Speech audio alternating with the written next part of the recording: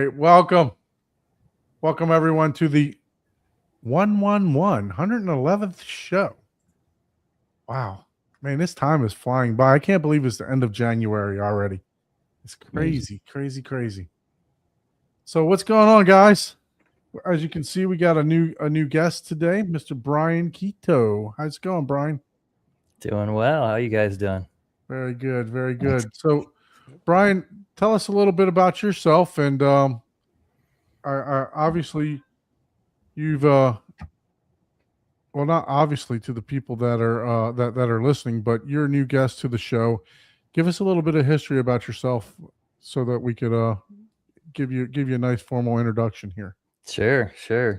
Well, I was that kid that used to build subwoofer enclosures, in his garage when he was in high school, and moved on there and co-opted a mid-fi place in college where we'd sit there and hook up different monster cables to different preamps and amps and see if we could hear a difference. And from there, my first job out of college actually was for an integrator in Cincinnati, and I worked there for 8 years. Was their head salesperson, started my own company, which I had in Cincinnati for 19 years. Sold that, moved down to Asheville, and the original plan was to, not do much of anything, and then, kind of slowly started getting pulled into projects and helping people out, and now we have Asheville AV that's going strong. Oh, very nice, very nice. So, want to thank Abe, because Abe actually introduced you to us. So, Abe, thanks for bringing Brian on the show. How's it going for you, Abe? It's going great, and I'm glad Brian could come on, because I think he it's a really good example of integrators out there who are just doing a great job of creating some unique home theater experiences, knowing how to create just very amazing theaters with no matter what the budget is, and in fact, the one that we'll look at today is a very beautiful looking theater, and when you find out what the budget is, you're like, wow, that's not bad for what it is, pretty amazing stuff. So, yeah, it's going great. Just got a new mic, so I'm really excited about that. He's looking professional over there. They're working on my little podcast here upstairs, but I figured I could not resist playing with the toys, so I was like, I got to figure this out. So I broke out the mic and the Rodecaster Pro 2 and lights, and I was like, okay, and then I'm like 30 minutes before I need to come on, I'm like, I'm trying to figure out how to set the lights up, and so but I think I got it somewhat, at least enough to get it going for tonight. So, but it's a learning process. It sounds good. You did a good job getting it set up. You look like you got a little suntan over there, but you're good other than that. Yeah, I probably need to increase my color temperature here at 3,700 Kelvin. Probably need to bring it up a little bit.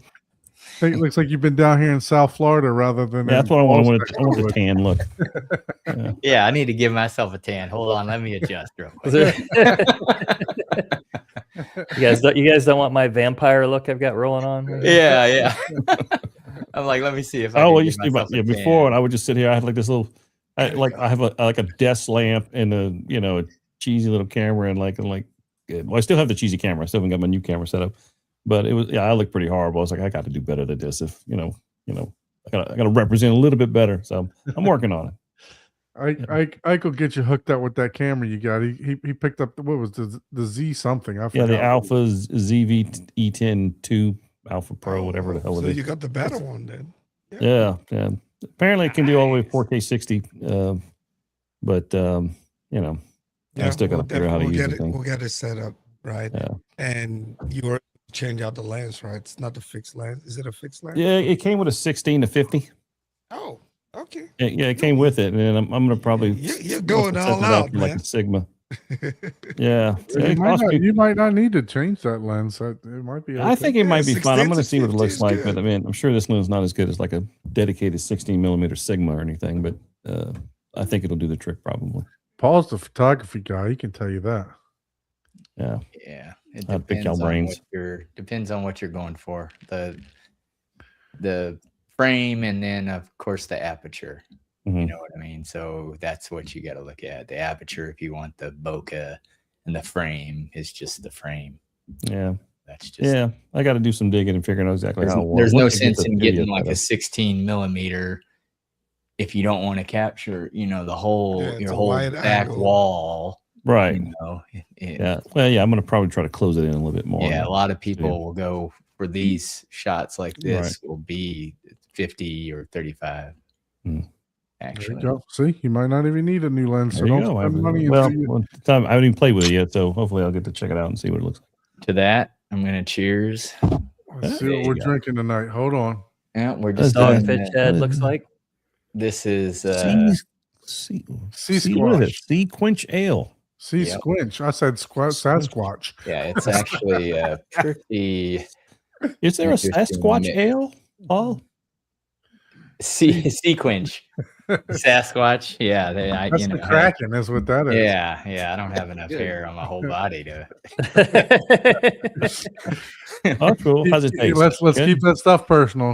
Yeah. It's like I couldn't be Sasquatch if I wanted to. On that note, Ike left already. Look at that. No. I heard you. How's it Tom. taste? It's a sour. So if you don't like tart or sour, you wouldn't like it. Yeah. It's if you have never had a sour beer, this is probably one of the best ones to start with because it's definitely sour. But it's not the most sour, and it's more like an ale. But it has a strong sour lime, and it's not like lime, but it's got a tartness to it. It's an ale that's tart. It's really good if you like sour. I love sour stuff. So I love South, but if you have And to Sam explain it Adams this actually much, bought them it's out, really so complicated. and they didn't change it. They changed the can, but they didn't change the beer itself. So I'm glad they did that because they got pretty big, and then Samuel Adams bought them. Welcome back, Michael. How are you, sir? Doing good. Glad to be here again. How's that? You upgraded to the 48? Am I correct, or 24? 24, yeah. All the 91. Oh, How's the 24 going for you? Did you fill Doing it good, up doing good. Still got 170 movies available, to put in there. So I'm getting there. It's You're nice getting there. nice to have all that space available so I can just download, whatever I want when I need it. So got some other new stuff in the works here too as well. So Oh, really? if you guys wanted I could do an update or whatever at some point on Okay. tonight's Sure. show if you wanted to, and get on the tablet and Somebody, show y'all, somebody I got a guess, the- trainer or something in the house. yeah, no, Yeah. not quite, but I've kind of dipped my toe into doing separates. So yeah, Oh, nice. Ooh. Okay. Nice. all There we go. There we go. There we go. All right. Well, I we'll can kind of show definitely y'all get what I an got in the works. we'll definitely get an update on that a little bit later. For Yeah, sure. absolutely. For sure. So speaking of storage, I got off my ass, and instead of, well, I want to preface this too. We got probably three Kaleidoscape dealers on here. Brian, are you Kaleidoscape dealer? Yes. So I'm not sure if you guys know or not, but I got a email, which I just said I'm horrible at emails, but an email from Kaleidoscape. The 8 terabyte is going up in price. Really? Not just a little bit either.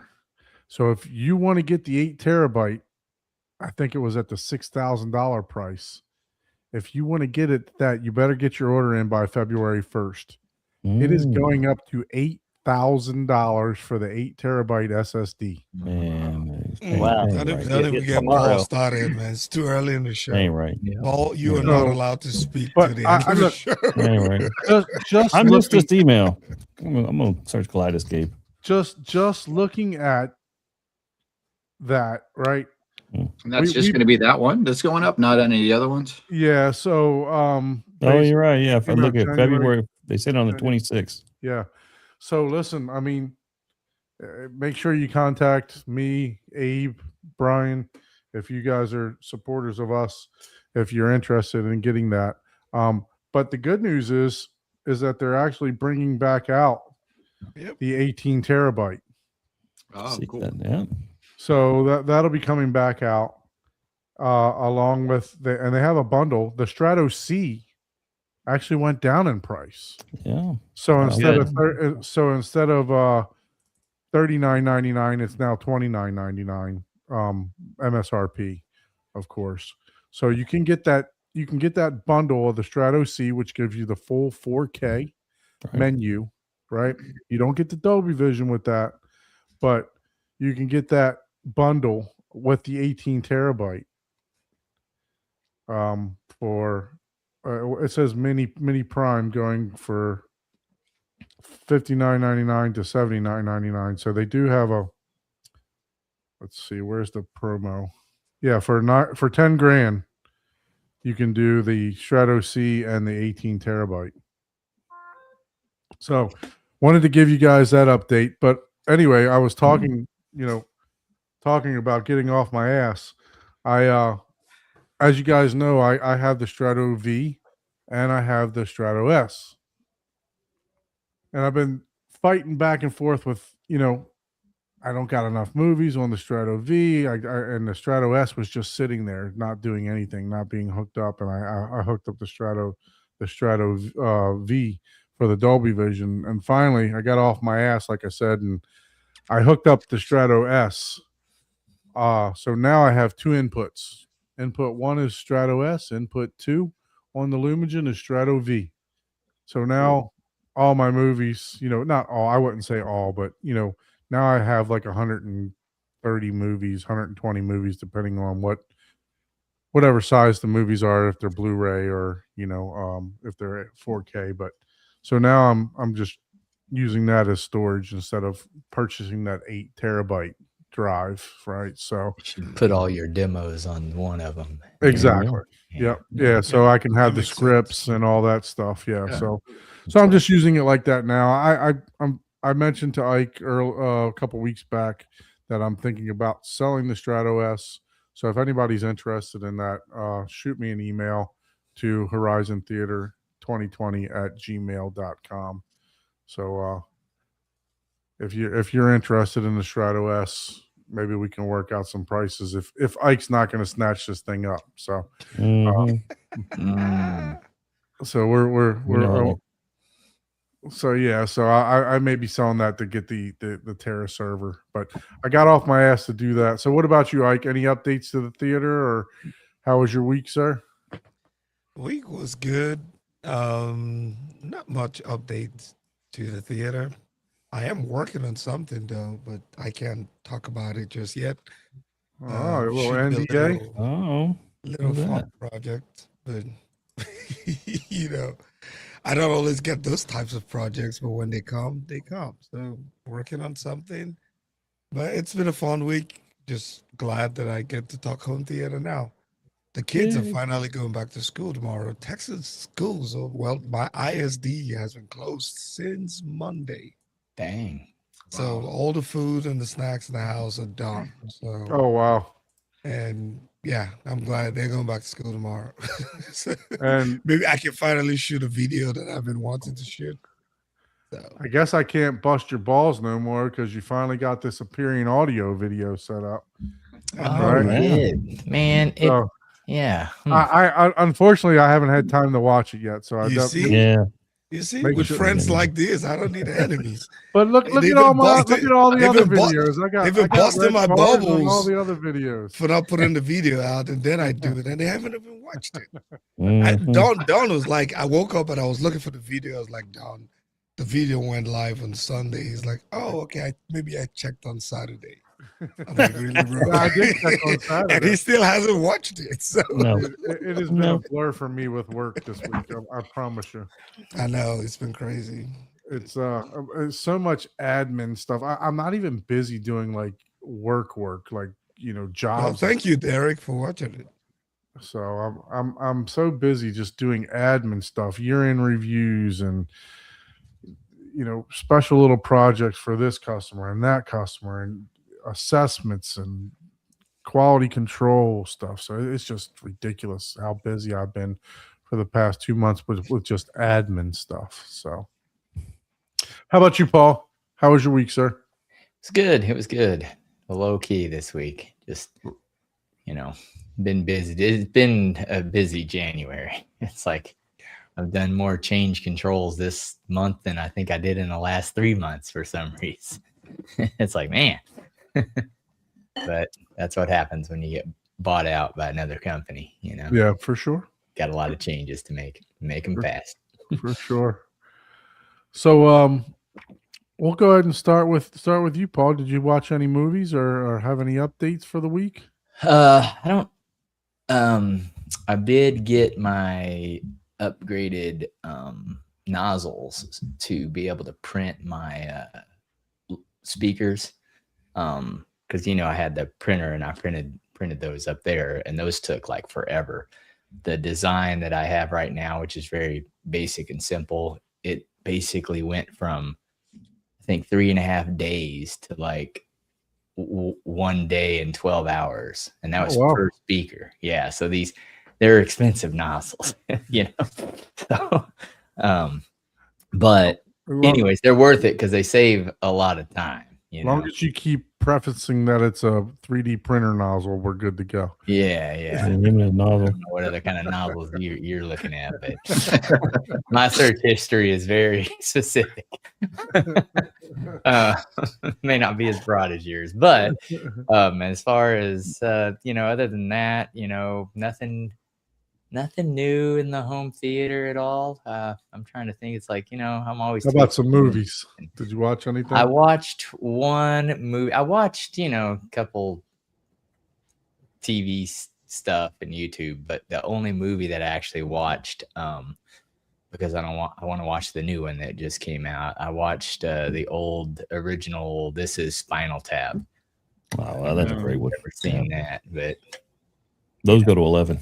Yeah, exactly. A lot of people don't know where that comes from, and if you haven't seen Spinal Tap, and it's hilarious. Oh, and if my you don't favorite is know, Stonehenge. yeah, yeah, that is little bitty micro Stonehenge coming down. Yeah, That was awesome. So Brian, how about you? so how about you, sir? How was your week, and how often do you partake in watching some movies? Not as often as I'd like to. I feel like now it's a lot of the streaming series thing where you get hooked into it, and you're like, oh, I've get done at working, whatever, 7, 8, and pop in a couple episodes. yeah, that's what I did most. Yeah, that happens. So. Yeah, For sure. For some reason, I never saw Andor before. The Star Wars spinoff thing on Disney, which is actually pretty good. It's not like a typical Star Wars movie. It's more like a spy kind of movie, So it's good though. Cool. Yeah. Heard a So lot of good things about that. you said you're working till 8 o'clock at night, 7, 8 o'clock at night. Are you working on any kind of special projects right now that you can talk about? Well, that's funny that you say the administrative kind of stuff you're doing. So doing a lot of that and a lot of working. My lead programmer, who's been doing this for as long as I have, was also the main installer basically, and he pretty much got burned out because he lives in Johnson City, which is like an hour away. So he'd be driving 2 hours every day. So he's like, I just have to go remote. So he's just doing, programming and stuff for us. But, so I'm kind of having to help fill in with the higher end install part of things. I see. So what are you programming? What type of stuff are you offering over there? So we're full Lutron. So, everything from Palladium shades to homework. So we do all that stuff. And then C4 for control systems. I used to do back in the day a decent amount of like Total Control and/or Savant and/or Elan. So I'm familiar with all those, but pretty much stick to C4 for the most part now. Okay, very good. Yeah. All right, how about you, Abe? Any movies this week? Yeah, I saw a couple. The one that really stood out that I really enjoyed was Frankenstein on Netflix. It was surprisingly good. I had very kind of low expectations, and it blew me away. I was like, this is much better than I thought it would be. And it was a very interesting take of what's it, Guillermo del Toro, who created it, did a great job with it. And I kind of see why it's Oscar worthy. Speaking of that, with it. I was pretty impressed. So It got nominated for a bunch of Oscars, actually. yeah, a good Yeah. story, great. I thought the cinematography was good. I thought the sound was fantastic. It was just a well-rounded film. It really kind of checked all the boxes and was enjoyable from just really good from beginning to end. So highly recommend that one. Yeah, so that was real good. And then just other miscellaneous Netflix movies I just happened to catch and stuff. But that one's the one that stood out. Really enjoyed it. Okay. How about you, Mike? You said you're working on some stuff over there. Did you get a chance to demo some movies and stuff? Oh yeah, I haven't got it hooked up yet, but I did watch some movies. My neighbors above me are vacated, so apartment above me is empty, and I don't have anybody around me. So I've been trying to Oh, many yeah. movies in Oh as my God, he possible. turned it up. Turn it up to 11. Yeah, Yep. doing. So I watched like the first Lord of the Rings, Fellowship of the Ring extended edition. Gosh. Oh wow. Didn't get any further into it That's than that. like watching 5 movies. Yeah. Yeah. Well, it's funny. It's I like tried. extended edition, and then like at the very end, the credits at the end are like 25 It's freaking like minutes. 5. man. Yeah, it's like 5 hours like long. 20 minutes Yeah. of like the Lord of the Rings fan club. I Well, think. yeah, I and it's think- like movies or names Yeah. for 17 minutes. I'm like, I oh don't my remember, goodness. but yeah, those are movies that when they say extended, it's legitimately like Yeah. I think it's like too much. one of them's 25 minutes, one of them's 35, and one of them's like 45 minutes extra on the extended one. So it's like, damn. So They're already 3 I hours tried long. watching that. I still have to go back to it, but I did fall asleep on it. It was I'm with you, Don. I did too. the first one. From what I understand, they get better, but the first one, everybody says the first one drags for just to set up. Dude, I the forgot. premise. I watched the Never Ending Story and I fell asleep again at the same time. I fell asleep. Every time I watched that as a kid, I fell asleep. At You've the been same falling spot. I asleep fell at the asleep same point again. since you were a kid on that movie. Well, like, man. damn it. you know, if you need to go to sleep, that's where you just fast forward. I to guess that spot. so. I totally forgot about that one too. I was like, oh yeah, I watched this one too because I wanted to watch the new 4K release. Bam! I don't know. It must have Like, it looked so good. hypnotic thing in there. Yeah, just like out. It's funny. I was also like, watched Nuremberg. I don't know if anybody's seen that. That Oh was yeah, pretty good. yeah. How was I that? talked about that one last week. It was pretty good. Okay. Yeah. And I watched a HBO series from 2020 called The Outsider, Stephen King, based on a Stephen King novel. That was like just a 1-part, 9-episode series, like 9 Oh. hours. I binge watched that all day Monday. Oh, my yeah. day Wow. off. So Was 9 that hours any of good? that. It must yeah, have been it good was if you watched all of them. Yeah, it was pretty good. The ending I thought was kind of weak, but Yeah. thought it would have had a little more of a go out with a bang kind of thing at the end. But other than Do you, that, I do you thought it was remember really the good. scene where they're in the Waffle House and the 2 detectives were talking in the Waffle House? Yeah. If you look behind them, there I am.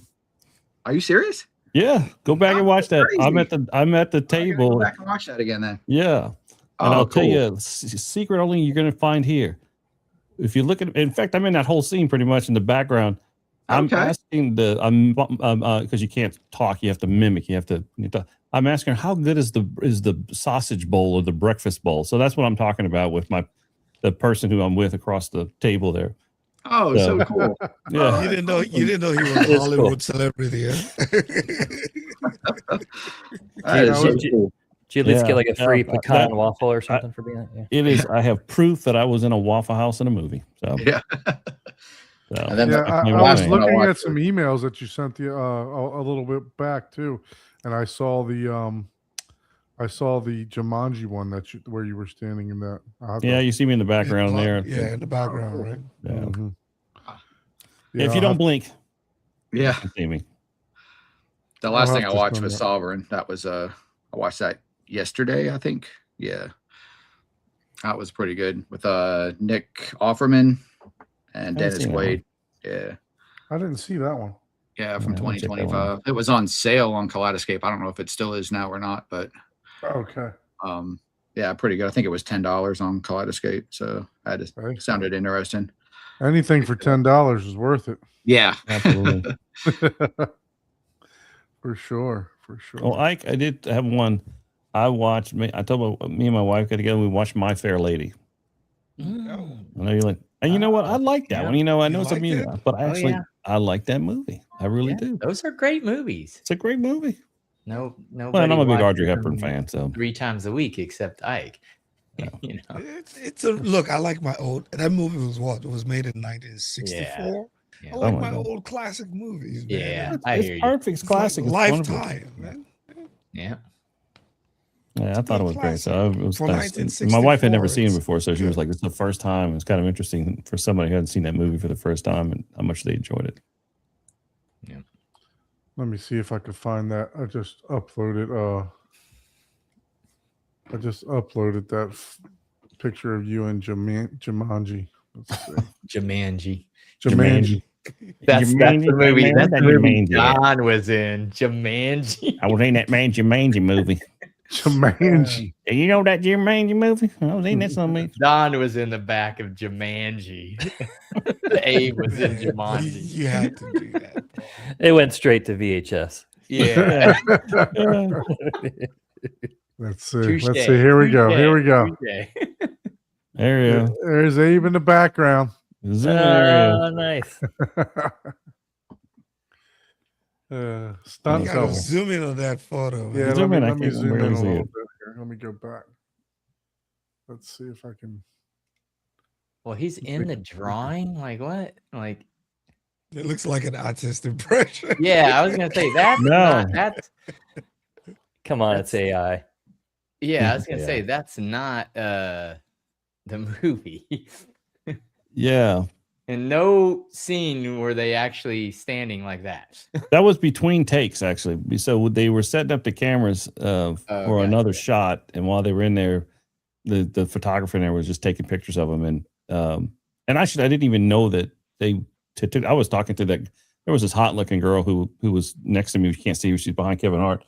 I didn't even pay attention. I was talking to her, and then actually, The Rock posted this picture on his website, on his Facebook page, and somebody said they saw me on The Rock's website, and they called me, and I said, sure enough, there I am. So I snippet the photos. I took the photo off his website. So I thought that was pretty cool. You know, on Jumanji, right? Jumanji. Yeah, I was on that Jumanji. Yeah, I was on that show, that Jumanji. Man, oh man. How about you, Ike? Any movies for this week? I watched 2 movies. The first one is Five Fingers. It's an old movie from 2005. It's like cheesy. I don't even know how I finished it, but I wanted to just kind of watch it. And then the second one down Shadow Force from last year.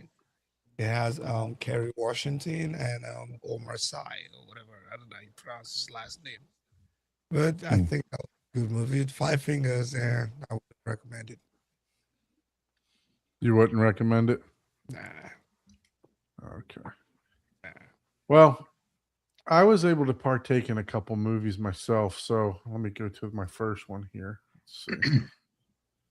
So I've been waiting for like 6 weeks for this one to come out. Where is it at? Why is it? Oh, there we go. So I've been waiting for 6 weeks for this to come out so me and my son could watch it. SpongeBob the movie. It was actually pretty good. Me and my wife watched it along with my son. Finally got him to sit down in the theater and be calm for a little bit and watch the movie. So he enjoyed it. I couldn't crank it up too loud because he told me he didn't want me to. He said the only way he was going to watch it if it was quiet. So I had to turn it down. But I mean, there was still a lot of great panning and a lot of great Atmos effects in this movie. So, and the movie was pretty good. So, go ahead and check that out. And then last night, like I told you guys, I went and I hooked up the Strato S, so I was able to go back to some old demo clips. And I was like, you know what? I haven't heard this movie in the theater yet. And I turned on the famous red light scene. No, Paul, not the red light district. Wow. The red light scene for A Quiet Place. Oh yeah. And I literally got sucked in, man. I had to start this movie over from the beginning, Mm. and I watched the entire thing. This movie Yeah. is by far a classic for sound. I mean, it is a reference quality movie if you have not seen it for sound. And there's actually a couple good jump scares in there too. That it's been a while that I haven't seen the movie. And man, I'll tell you what, I was thoroughly impressed. I had creatures going like all around my head and everything else like that. But this when the monster's walking down the steps, Yeah, that's you the know, best. just all the noise all around. It was just unbelievable how good this was, and it just made me Yeah. reappreciate it all over again. You know, we see this time after time after time when we go to CDO or we go to M Wave or whatever. But when you go home and you sit and you hear it in your theater and you're like, yeah, I got this shit right. You know, I got this thing right. It's the theater sounding good. I got it going good. So yeah, I watched that, and then I wasn't tired, so I went ahead and I popped on another movie from 2022 that got a lot of notoriety for sound, and it's Jake Gyllenhaal's Ambulance. Oh. So, and that movie is, I'm talking about John Wick on steroids. It is nonstop action with bullets and guns and, you know, car chases. And I mean, if you like action, this is the movie for you. And if you like sound panning around your head and bullets flying across and everything else, check this out. It's definitely a great home theater demo track from beginning to end. Just purchased it. Yeah, no, it's fantastic, man. You got to Check it check out. it out. The movie was okay itself, Yeah. but you know, yeah, it was a remake off of, well, not a remake, but it's kind of like, what was it, The Heist or something, or some other. There's a movie that's pretty similar to it. It's not like a total new, but yeah, it was a fair. This is a movie where we were watching it at one of the KC crawl locations, and they had the Hover Easy or one of the base things, and we ended up turning it off like halfway through the movie because it was just too much. He was like, "Hey, you guys mind if I turn this off?" I was like, "No, I don't think anybody would mind," because we're like, like, yeah, that's just too much. Yeah, it is nonstop sound. Yeah, beginning to end. nonstop. My mother-in-law is in Miami, so I think I had it about -10 last night, and it was shaking the house for sure.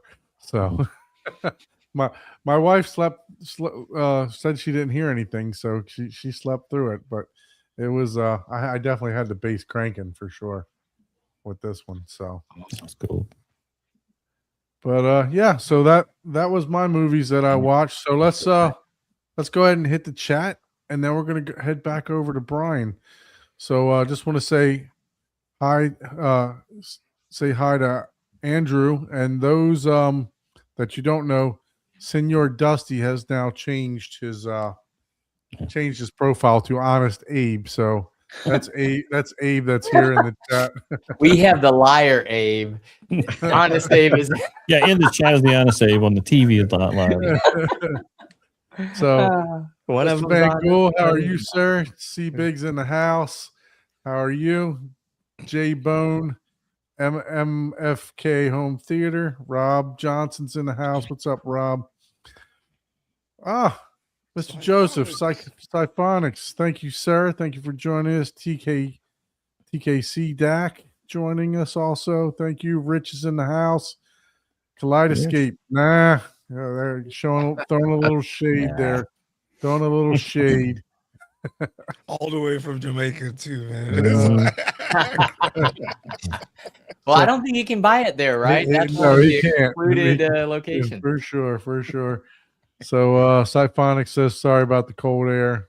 Yeah, it's supposed to get a little colder down here in Florida. Derek's in the house. Thank you, Derek. We had negative Johnny C 4. Big again. Let's see. So Johnny is Derek- in the chat. Johnny, John Robbo. So Yeah. thank all you guys for joining us. Really appreciate it. Thanks for participating in the chat. So John says he watched Dust Bunny, way better than he expected. I think Nelson said he watched Dust Bunny last week, wasn't it? I think it was Nelson, or maybe it was Terrence. I can't remember. I don't even who know it- what that is. That Yeah, what's sounds it about? That Looks sounds pretty like a good. VHS It's The release. story of the vacuum cleaner. Yeah, I know, right? I mean, I'll pull it up It here. so we sounds can like take it's a on look. VHS. yeah, you got to knock 3 times on the secret door.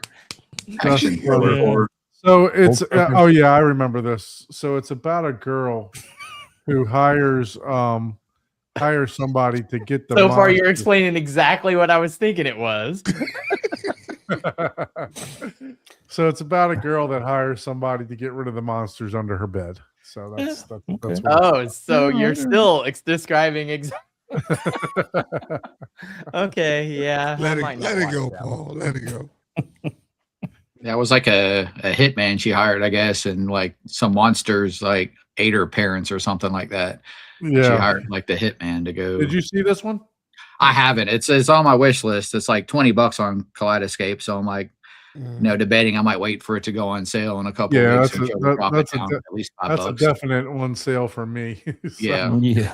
Yeah. I don't know if I want to not go as watching far as it, so 20, I'm but good. yeah. I'm saying I won't watch it, but it would have to be an accident. Yeah, I do I'm kind of not watching remember the trailer on that, but yeah, I was like, okay, that's weird. It's gonna Yeah. be like, it depends on if it's a real serious. It might be like a Life of Pi type of movie, type of situation. I haven't seen it, but I do remember kind of the preview of it. So, since we're talking about Kaleidoscape, let's talk about real quick before we go to Brian. A little bit of I actually got another email. I saw 2 emails this week, but you guys, I don't know if you guys saw, but Arvolution, Yeah. Arvolutions came out with a new. Oh, A two new player. players.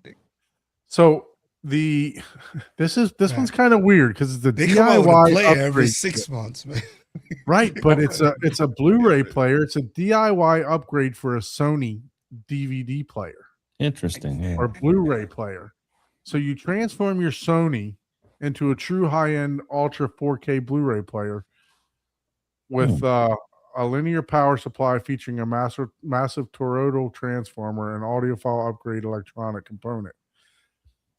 So it's saying it's allowing you to upgrade your Sony Blu-ray player.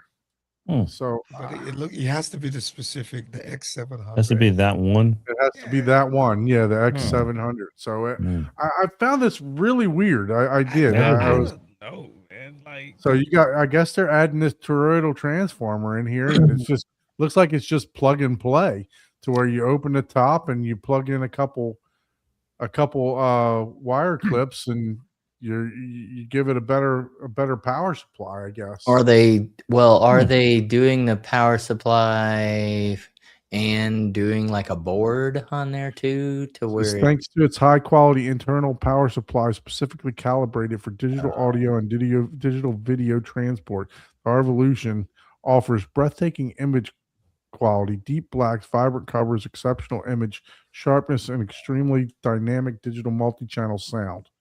So hey, look, to it me, has Auro 3D. That's all I need, man. I'm getting it. I'm getting I it. was gonna say, as long as it has that, it's worth As it. long Yeah. as long as it has Can't get it Auro without 3D, that one I'm movie. getting it. No. so yeah, I just found this weird. It's like, why not just, I don't know, why not just rebrand your own player? Yeah. Why didn't they just make get the Sony guts and get? Look, well, Sony is selling everything, right? Who knows? Yeah, if that Sony- is Well, true. Sony's I have selling the a TV 1000, brand. and Now they might be- yeah. that's a great Blu-ray player. The XM1000 or BDP X. Yeah, before I mean, I guess they don't make it anymore, but that was It's a I great mean, it product. looks nice. I mean, I love Yeah, the it looks outlet. good. I don't mind. Stuff Yeah, it look looks cool. good. But yeah, so Sony and probably then sold the Blu-ray division too. you never know. They could have. All right, click on the PDF down at the bottom. Is that the instructions? I want to see the instructions. real It quick. says no. It says no technical skill needed. Actually, I know that's what it says. what the so I'm website like, says. okay, what do Only they a Microsoft. define as no technical skills?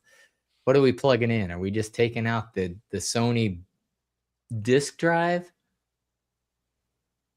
Let's see. Because I'm Man. curious. that thing looks like it has Because 500. I'm always, you know me, I'm like, it's a digital signal. It's not analog. There's nothing Right. I analog can see the about power supply upgrades. I can see CD a couple things, player. but So I just don't understand their, how people. They're taking the noise out of the digital signal with the Yeah, better, yeah, better they're power taking supply. the one's gonna be a harder one. Sounds like the beginning of an HDMI Don, you're to looking at the cable wrong discussion manual, too. Don. Yeah, it is exactly that. Yeah, It's this No, is that's just the a wrong. manual. That's the wrong manual, man. Yeah, I think so. Yeah. Man, Paul, you can research this on your own. Anyways, I was just, Yeah. I was just checking if it was.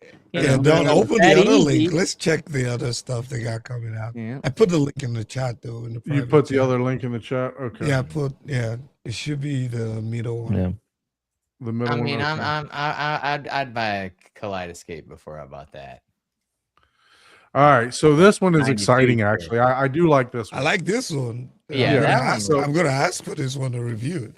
So it's a Revolution Player Pro 8K with TV. TV. So now, I mean, look, it's always been Android, right? It's always Yeah. been the Android processing, but never did it really have good applications for your Disney, your Netflix, this, other stuff. The apps were always clunky and everything else that were in there. So yeah, so this one, it's coming with Dolby Vision, Dolby Atmos, HDR10 plus, and then most importantly, Netflix, Disney, Prime Video, Hulu,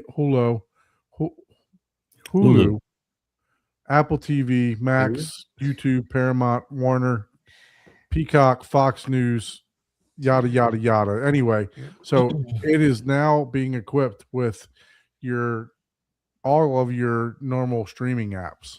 Well, as long is as pretty it's cool. as long as it's the certified 4K, the certified apps, right? Because a lot of these Android players, they come with these apps, but you only get like 1080p on them. Mhm. And that's what I was saying Because you have about to it. get Yeah. the license. You have to get the license to get the 4K.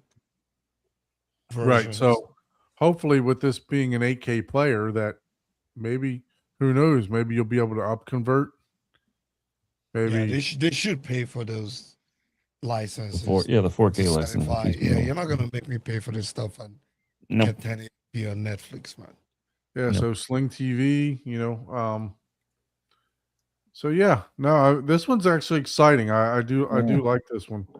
Yeah, it definitely provides more options, especially. Well, I mean, you might, You know. maybe you getting rid of Well, your it- Apple it's TV. certified. If you Yeah. scroll down to the very bottom, it is because you get Dolby Vision and Atmos. Oh, man, I like the specs, man. Any idea on the retail of that? So that the prices have not been announced yet. I think I'm it's gonna sure be this is at going to ISE. be the $3,500 or the $1,800. They're usually not that much. They're usually They're not about that. 1,800 to 2,000. Yeah, That's, I depend- guess, yeah, somewhere around there. Yeah, 18 is what their average high end, but with all those other apps on there, if they're truly licensed, it's not going to be just 18 Yeah. because you got to remember all these providers have their own, Amazon. There you go. Look at this streaming. Apple doesn't want you buying another product to watch Apple TV. They want you to buy their Apple TV so they can collect all their data that they want so they know how to better sell future products. Mm-hmm. And that might be part of the licensing here because that's what a lot of the TVs do now. It literally screen scrapes every 5 seconds or whatever. It takes a snapshot and sends it to the freaking companies of what's going across your HDMI port. You have to go to hidden menus So to looking, turn looking that at stuff the off. specs, it looks like it's going to have a mini too. If you go back to the specs at the very Yeah. top, Mm-hmm. just scroll all the way up. You can see right there that there's a, if you check the memory, there's a 8 gig, 4 gig, there's a 64 and a 32. And then it's using, they at least put the chipset for the Player Pro 8K and the chipset for the Mini. So it looks like they're going to have 2 different versions, which makes sense. Yeah, Yeah, for sure. yeah, And absolutely. down here it does say streaming in 8K too. Yep. And it has Dolby Vision and that. HDR. And you can use a TV Video tuner too. It looks like resolution. you can use a Well, tuner it says too. 1080, 8K. You know, it's basically 4K.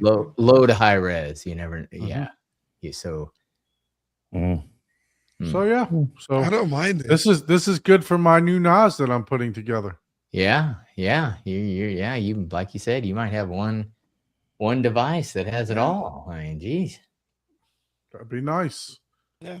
Now I don't need to keep switching. And now I just freed up Yeah. an input on my 4 inputs of my Lumagen. You don't have to switch between the Apple and Right. Yeah. and our Revolution if I'm watching a movie. So how are you going to integrate that? C4 integrators. You're gonna have you might need a chow mein driver for that, right? Yeah, I think they have it. Yeah. I They're don't know probably if that gonna one, come but they out got it with for the one. other Revolution. Yeah. I They're mean, gonna got it. come out with one. Yeah, will. Yeah. Yeah, because if you got to go into streaming apps and stuff like that, that's Oh, going to yeah. be a whole separate. Let me tell you what, chow mein has saved me so many times. Chow mein Mhm. apps are awesome. Oh, they're great. I mean, they're so well thought out. I mean, they really put a lot of time and effort into some of these. Yeah, it's surprising how difficult it is to find drivers within C4. You know, for yeah. anything that's not super basic. You know, it's like you're always going to some third party for it. Yep. What's Or the other writing one other the- than chow mein? What's the other one that? So it used to be extra vegetables, and now what is it? Yeah, it's the other one that competes with chow mein. The I should know this. yeah. And if you're I've in the only chat, hold- if I've you're in only the hold- chat heard and of you chow don't know mein. what chow mein is, I just put a link in the chat. And It's not you know, food, guys. It's not food. It's No, not it's food. not Well, food. it's food for your home theater. It's So- dog Oh, I can't food. think of the name of technology. that other one that gets that has the drivers for C4. Down It's there. food for your Oh, home theater gear. Oh man. Yeah. So Now they just make really good drivers for Control 4, and they also make them Control for 4. other control companies. But yeah, they just very robust drivers, and excellent. But they make it for and they make it for obscure things like Arvolution, like trying to find a really robust driver for Arvolution or for some weird quirky thing that's out there. Is be surprised they might have it. So, it makes programming a lot easier. Yeah. Yeah, John, I agree with you. The downloaded apps on these ones are clunky. They're not. Yeah, for sure. Just, for just- sure. Yeah, but if they, with this new one, hopefully it's not. And I mean, they're keeping the same specs from the Player Pro, so I think it's not going to be clunky. I think that's a powerful chipset, but yeah. Mhm. I mean, Apple doesn't want to give us a new Apple TV just yet, so Yeah, that thing was supposed to come out the end of it's last year, supposed to come right? out 2 years ago, whatever. It's Yeah. Yeah. taking a So day they, and forever. So they keep pushing it off and off and off. So All I right, don't know Abe. what- and chances might Driver-centric. be that it might not even come out with Bitstream. Drivers- So yeah. they might not even give us what we want. So. Driver Central and Intrinsic are the other two. oh, Intrinsic D development, yeah, and yeah, those are that's the other two companies. Yep, yeah, I don't think I've Cameron's never okay. heard of those before. yeah, they're another company like Chow mein that sells drivers for different products out there. If you don't find it in the C4 library, you're going to find it hopefully. Which I mean, you have to pay for them, but there's some of them so well thought out that they've definitely saved me quite a few times. Well, then you have companies like Look, you know look at these we're guys, man. They're hungry, man. we're an Anthem dealer, and all of Anthem's drivers you go to Chow mein to get their drivers. It's Yeah. not like they're not in C4. Yeah, isn't that crazy? Yeah, Mm-hmm. yeah. Well, let's go ahead and move over to Mr. Brian now that we talked about the new exciting news coming out of Barcelona, right? Isn't that where they're having that show now? Yep. Barcelona. What's it called again? The show over there? ISC. We need to plan a IS. trip. I need to go for one. I told my wife, But yeah, I you said, need some hey, you want to go to in-person reviews, like- Barcelona? It's just gonna have to be a family trip. There's no way I'm gonna make it out there alone. Yeah. There's no way they're letting you that by yourself go there. No. Yep. Have to be a I told family my wife, I trip. was like, you want to go to Barcelona? She's like, sure. Yeah, we could go in I knew February. Was it ISE there? Yeah. Yeah, ISC. That's it. Yeah, for sure. Yeah, so I'd love to make a trip over there. But so let's talk a little home theater, right? Let's talk a little bit of Nashville AV. a little bit of Nashville AV home theater. Asheville, not design. Nashville. Asheville. Asheville. It's close to Nashville, right? It's No, yeah, not bad. it's- 4.5 hours. About that. Yeah. So Yeah. Brian, you so are you the sole proprietor for this, or are you I You know- am the sole proprietor. very good, very good. So tell us a little bit about your company here. So Look, I'll even accept the cookies for you. There you go. yeah, so that's funny. That's part of me playing around with changing the website was the whole cookie thing. But now, so I started to say this earlier on, but I had a company in Cincinnati for 19 years, sold that, moved down here, and I was kind of figuring out what I'll do. And so I knew some people, and they're like, "Well, will you help me with this, rack or put this together?" Or, "Hey, we've got this system that didn't get completed, and the network's a mess." And so you kind of go in and you start fixing things, and then other people find out, and then you're getting calls, and it's like The Godfather. I got sucked back in. So for the last probably about 3 years, I've been pretty seriously back into it. Where, like I said, we're doing all the Lutron and C4, and a lot of distributed audio, and not as many theaters as I'd love to do. I feel like it's want you to do more. yeah, it's starting to come back again. And I think, we had the whole thing when I first started in, the 90s, where a dedicated home theater, I mean, that was it, like everybody wanted to do a dedicated home theater. And then you kind of got to these multi-purpose lower levels, where it was this open floor plan, and you had Mhm. the pool table and the TV and everything else, and not as many people did it. But I think my fingers crossed, because it's my favorite thing to do, that they're starting to make a comeback. Yeah. Well, we've been busy, so So what's the purpose of the humping the wire here? So when you put the rack back, in order to keep bend radiuses and not have it pinched, you have to put that in there. that's an Ah, Axis wreck, right? Yep. Yeah, Yeah. so okay, I can see the hinges now down here Yeah. that it pulls in and Yeah. out. Okay. It And then folds up that and rack is folds up going to back, turn flops back. that rack should turn like 45 degrees each way, right? It does turn, correct. Okay. Yeah. Okay. Very good. Yeah. I was trying to figure out what I was looking at here on this picture. So Yeah. so Abe, you invited Brian here. So talk to us about how you know Brian and what's your guys' relationship? Yeah, so Brian came to us to 3D Squared in wanting some help with some custom designed acoustic panels. He had a theater project there, and so our team worked with him to get the artwork for the acoustic panels to match with the interior look and feel of the room. So that was kind of our contribution, and then he and his people did an amazing job with the whole kit. So we were just glad to be a part of it. So we were just very impressed with how he utilized our acoustic treatments, and we were happy to be part of his project on it. So it just became a really good partnership. And I think we'd done a couple other panel jobs, I think, in the past for him. So we just definitely felt, hey, he's a good AV dealer who understands and gets home theater and gets what we do and understand. And so he's been a really good AV company to be working with. Okay, very good. Well, I appreciate it. So other than other than the panels, have you guys collabed on anything as far as a like a full-on design, or is that something you take on yourself, Brian?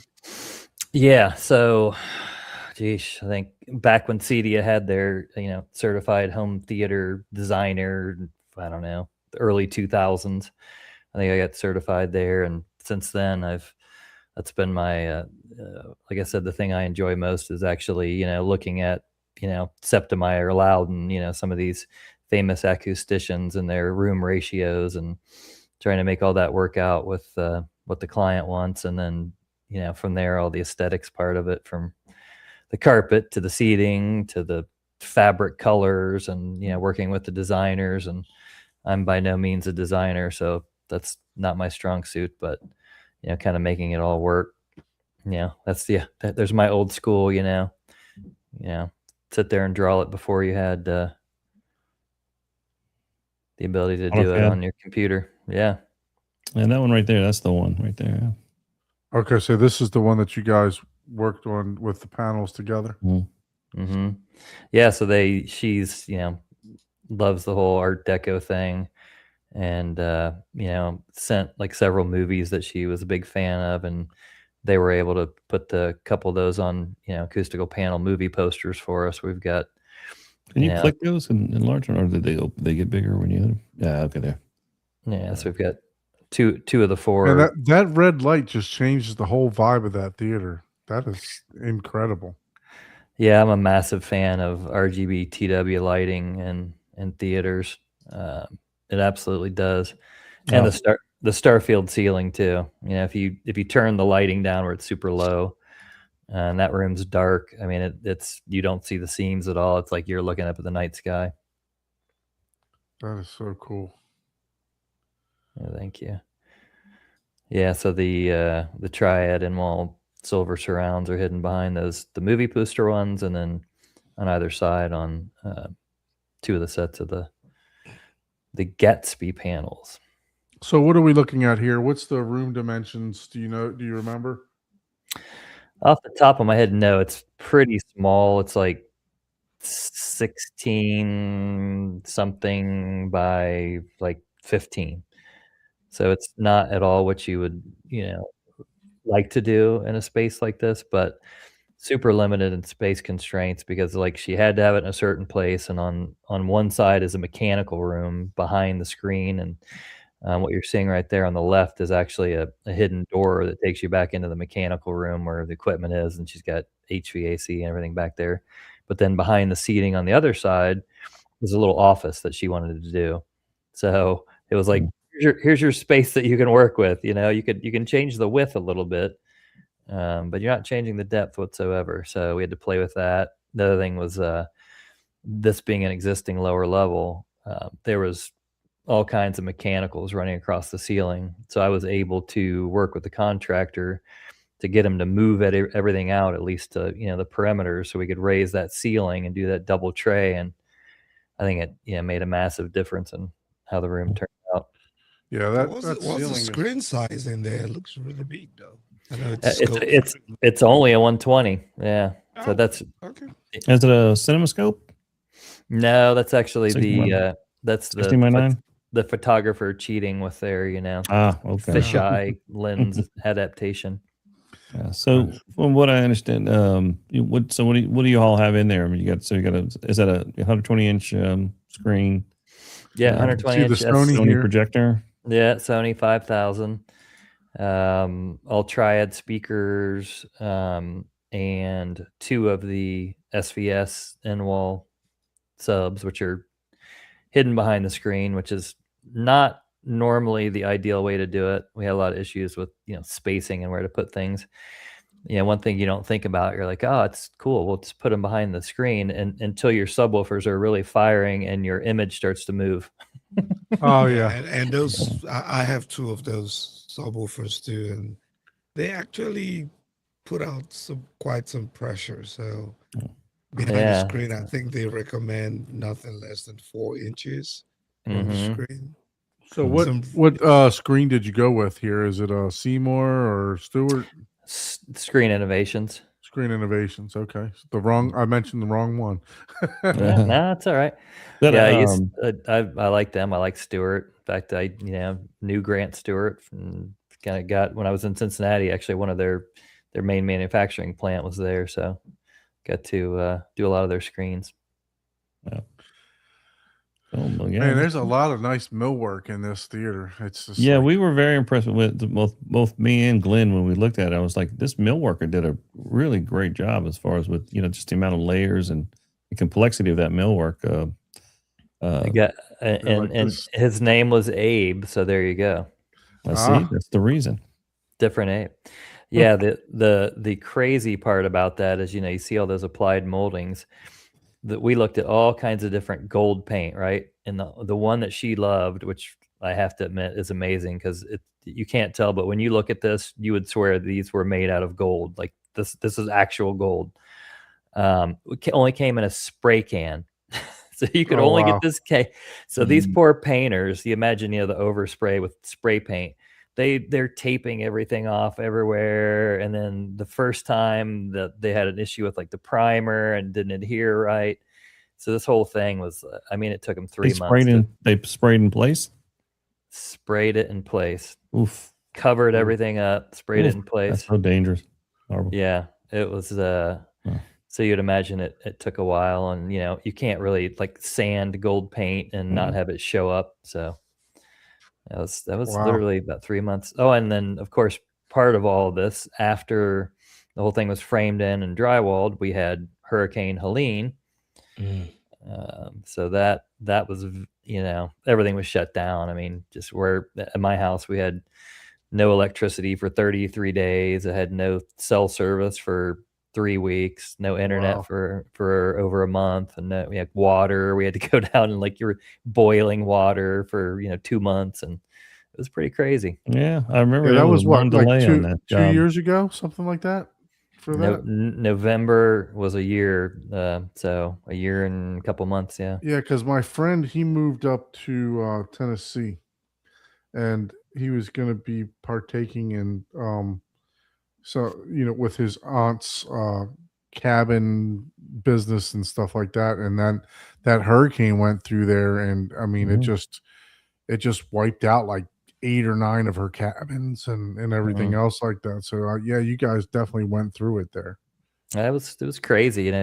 So many people move here for the nice climate and everything. You don't get hurricanes in Asheville. We're in the mountains, and then this thing comes through and wipes out. It was insane. I mean, It we was walked more out the back. flooding, though, right? More The flooding was a big one, right?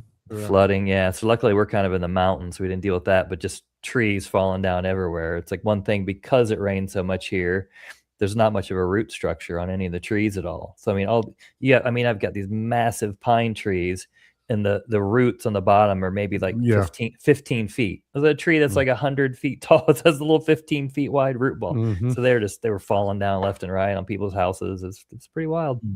Yeah. Dang. So Abe, for you guys, you guys designed, because you actually had another theater that looked something like this that you showed Well, us, the right? the GAT we call it the Gatsby just because that's just what we've named that particular design element. We designed that element in the theater in Arkansas, which is the big theater that we did there.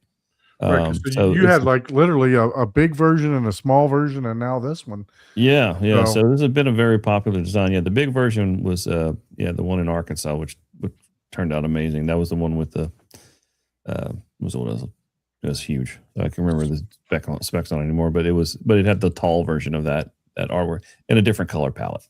So this panel here, this is what you made for them, right? Mm-hmm. So is this etched on or painted No, on? so that's printed fabric. So Glenn has a great technique for creating. Well, he created this image, and then it's a high resolution print on an acoustically transparent fabric, and then we wrap it around the acoustic panel. Okay. And then where the speaker is, we notch the acoustic material so it blows right through that fabric. Okay, so and you got he's not giving them enough credit too. I mean, they really modified that. I mean, we kept playing around with the designs. The client was pretty particular, so we were changing like the radiuses of the arc and where the lines were and what the fan at the top looked like, and then went through a bunch of different colors, trying to match. It's exactly what we wanted. So they did I mean, I can't say enough about the job they did and the time that they put in just to sell some panels. It's not like this was a huge project. so the I mean, I couldn't imagine lining each one of these up to where they're absolutely perfect, with the fabric printed and everything else like that. And Yeah, just that's the key is that when we print it, but then you got to wrap every one of those panels exactly the same. And so, right. yeah, a lot of that goes to kudos to our fabricators that wrap those panels. I mean, we checked them and inspected before we sent out, and they were just like they were dead on balls accurate there. So are these 2-inch panels or the 4-inch panels? Go ahead. I think these are 1-inch, right? These are Mhm. 1-inch or 2-inch. I think these are the 1-inch. Yeah. And another thing about the not having enough space, you kind of have to sacrifice, or you don't want them popping out into the limited walkway. Right. Yeah.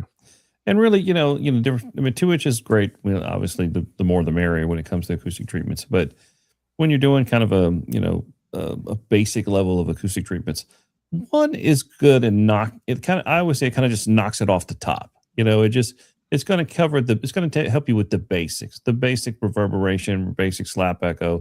Is it as perfect as doing a stretch fabric system and modular acoustic treatments? No, but it's definitely going to help you kind of knock off the top the major things that you have to worry about in dedicated theater: slap echo, reverberation, and help to control some of that decay time. So in here with the absorptive panels, along with a lot of the hard surfaces, we're kind of creating this fractal, this naturally occurring kind of differential between the absorptive and reflective materials in that room. So, it's a great way to just get the basics taken care of, Right. and that's a great job. Yeah, we're able to get a pretty decent amount of diffusion by adding all those elements in there. So Yeah, the combination, all of it together, it's a fairly diffusive room anyway. So let's finish off the equipment list. So we got a Screen Innovation, we got Triad speakers, you got the Sony projector. What Mhm. seats are you using here? What type of are you using separates? What type of processor or AVR are you using? So the AVR was the Denon 3800. So that's one of the areas where she cared way more about what it looked like and visually what it was like, but didn't care a whole lot about sound as long as it was decent, to be honest. She's an older lady.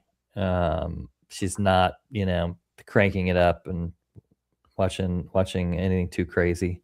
So are you implicating ARC or Dirac in here? Well, I would love to do ARC, but that was Dirac and the Denon. Okay. But yeah, I'm a big Anthem. I'm sorry, not ARC. I meant Odyssey. I apologize. Yeah. So, Odyssey. you know what? You're right. It was Odyssey on that one. Sorry. Yeah. Yeah, don't know that's if an they- older model, 3800. So yeah, that's Odyssey. Yeah. So we had that all Triad speakers, which we do a Great lot of speakers. I've always been a fan of the Triad Silver Series for small rooms. I've done literally hundreds of Triad Silver Series systems in rooms. The silvers, the golds, excellent speakers. Yeah, I was lucky enough to do a couple platinum systems too, which those things are pretty Platinums awesome. are fantastic. I've done a couple, but yeah, the golds are really for the money I think and the value. The golds are solid, but the silvers are not too far behind. And for these small rooms, perfect. Yeah, Triad and Paradigm are pretty much our go-tos for Yeah. speakers. Yeah, and we'll do some Origin acoustics for flush mount stuff and everything too, and they make some cool larger theater flush mount speakers that are not too bad budget wise. Now, source materials. So sources. What kind of sources do you have in here? So she's running everything on a regular old Sony Blu-ray player. Oh, okay. So and then streaming, you know, so she'll watch Netflix and you know the usual Prime, that sort of thing. Oh, okay. But And Control yeah, 4. I'm assuming Control 4. So using Apple TV. so let me think about this. Did we? Yes, she does have Apple TV, which is where we're getting all our streaming from. Mm.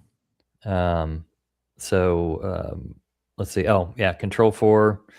All the RGB TW tape lighting is Control 4, which we're DMX controlling it. Yeah, I was going to ask you, how do you do the lighting? So you're doing a DMX controller for that, and then are you using any APD 120s for like the main, for like sconces zones and stuff for your? Okay, Yep. So it's all just adaptive phase dimmers that you're controlling with Control 4. Yep. So the lighting itself is all, you know, Zigbee, which is how they do their lighting, unless you do their panelized stuff. Yeah. Did you have fun hooking up that Epic Sky controller to Control 4 on their RS-232? It wasn't bad. I mean, I love how you're just connecting, you know, RJ45s. You're jumping one data cable to another, basically in the top. You know, I think the biggest trick is just trying to get everything to line up perfectly when you're installing them, you know, because you're not always getting a perfect rectangle that they're going inside of. So, yeah. And you got the controller there that hooks up to the Control 4. You've got like the little, so you can use either the Bluetooth or you can have R232 to the controller. Yeah. So yeah, we're controlling an RS-232. Wow, this theater's. They make a good fiber optic. I'm happy with Epic Sky. So is that?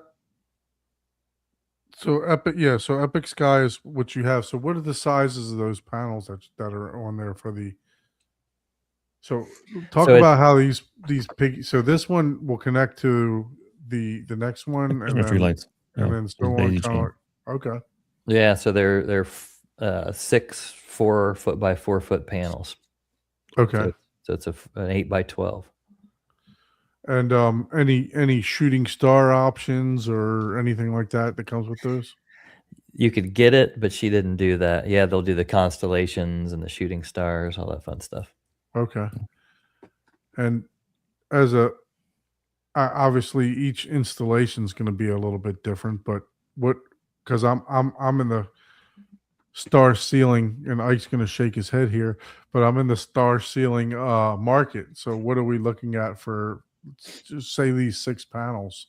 You know, I love star ceiling. Don't shake your head. I like the star ceilings too, well, man. Ike's shaking his head because he DIY'd his, and it was one, and it's like the worst thing I ever did. Oh my God! You actually stuck all those things through the panels. It's like Exactly. 3,000 fiber times. Yeah. I did that once, and I said I'm not doing this again. So I'm going to go back to buying them. No, there's no way, unless you want to like make like 50 cents an hour. Yeah. Nobody's gonna pay the Oh, yeah, it was 80 grand you'd have to charge them to do it. So, And here's for the something kicker. like This room looks Brian, amazing, but what was the, just talk about how you could achieve some of these theaters. What was the budget on this theater? So all of our end, not the construction part, was 50. And so we came in right about 45, which, if you're just going to go with the receiver and everything, is totally doable. I think. So when you took over the project, what was it? Was it just drywall? No, we took it over. It was an existing, walk down into a basement with like a big sectional and pillows and stuff all over the floor, and like just a wall, that separated that room from the mechanical room, and it's completely open behind, and just nothing. It was just like I don't know, it was maybe a 8-foot ceiling. That was it. So you hired a contractor, or she hired a contractor to do the construction phase, and then you came in and you did all the aesthetics, the carpet, the AV gear, all that stuff. Am I correct in that? No, actually, this is the type of project that you love. So I had a relationship with the builder and kind of knew what we could do. And he said, "Hey, I have this lady that wants to do a home theater, and she kind of has this idea. Her daughter was great. This lady's daughter, who was kind of does design work on the side. So she had a lot of ideas, but basically we kind of started from the ground up. It's like, here's this fixture I really like, and here's some other things that I really like. And, I've got a few theater design books. I kind of like look through these and look through some of the old time Art Deco theaters. And so we kind of came up with ideas. And then I think I was just looking on the internet when I ran across these guys' panels. And from that point on, I think the panel was the muse for the rest of the design at that point. So we were able to draw the wall dimensions and where we wanted the panels and where we wanted the columns and pretty much everything. So that part of it was great. So what about soundproof? Any type of soundproofing that went into the room or anything like that? So with the mechanical room, not as much as I like. I wanted to do duct silencers and some other things, but we ended up just doing, the double drywall wall. They insulated the wall, drywalled the back of it, instead of your typical mechanical room that's, not drywalled on the other side, which helped a lot. It's not, if it's a quiet scene and the HVAC unit pops on, you hear it a little bit, but it's not, it's not terrible. Not too distracting. No, I mean, it bothers me, but I'm jaded. So Yeah, for sure. Well, yeah. I mean, also just to, try to keep the budget intact too. So you have to make some sacrifices here and there. And So you said minus the construction, right? So you said that your budget. So you said it was what, 40? You said, I apologize. about 45. Yeah, she's at 50. And you had asked about the Epic Sky, which added about around 7,000. Okay, so your budget included everything but the sticks, right? All of the equipment and the design and the acoustical treatments and the RGB-TW lighting, and then just the control of, the sconces and downlights and that sort of thing, but not the actual fixtures. So no drywall, no electrical, millwork, none of that stuff. carpet. Like that. Yeah. Yeah, all the millwork and carpet and everything. I mean, if I would have to get the info from the builder, but I mean, I would hope if we were to enter this, we could try to hit it in the under 100,000 category. Yeah. Yeah. No, it looks beautiful, man. I mean, Yeah, just I think it definitely could be a qualifier. Definitely the under 100,000 category. Super clean. Yeah. So what is the actual layout? Is it 7-7-2-4? Yeah, it's basically a 7-2-2. So we only have 2 Atmos speakers in the front. Yeah. All right. And what were some of the deciding factors as far as like, screen, projector, obviously budget constraints, but what made you choose the Sony, this particular Sony and that screen? I've been a big fan of their projectors, for a long time. I think the color fidelity, I think the resolution, I think the processing in them for the money is great. So I think when you consider the budget, it's like, you're going to do a projector under the $8,000 range or something like that. It's a fantastic choice. So yeah, you can't beat that. I mean, those 5,000s are great. I'm really happy with the ones that I put in. Yeah. What's it, the 5 and 6,000, the ES 5 and 6,000? Yeah, they're nice they're little workhorses. They do a good job. Yeah, I do like the color saturation on the Sony, but I prefer the black levels on the JVC. So it's but hey, they're both great projectors for sure. For the money that you're spending on those, it's they do a phenomenal job. Yeah, I agree. I mean, JVC would be my second choice of where we'd be at.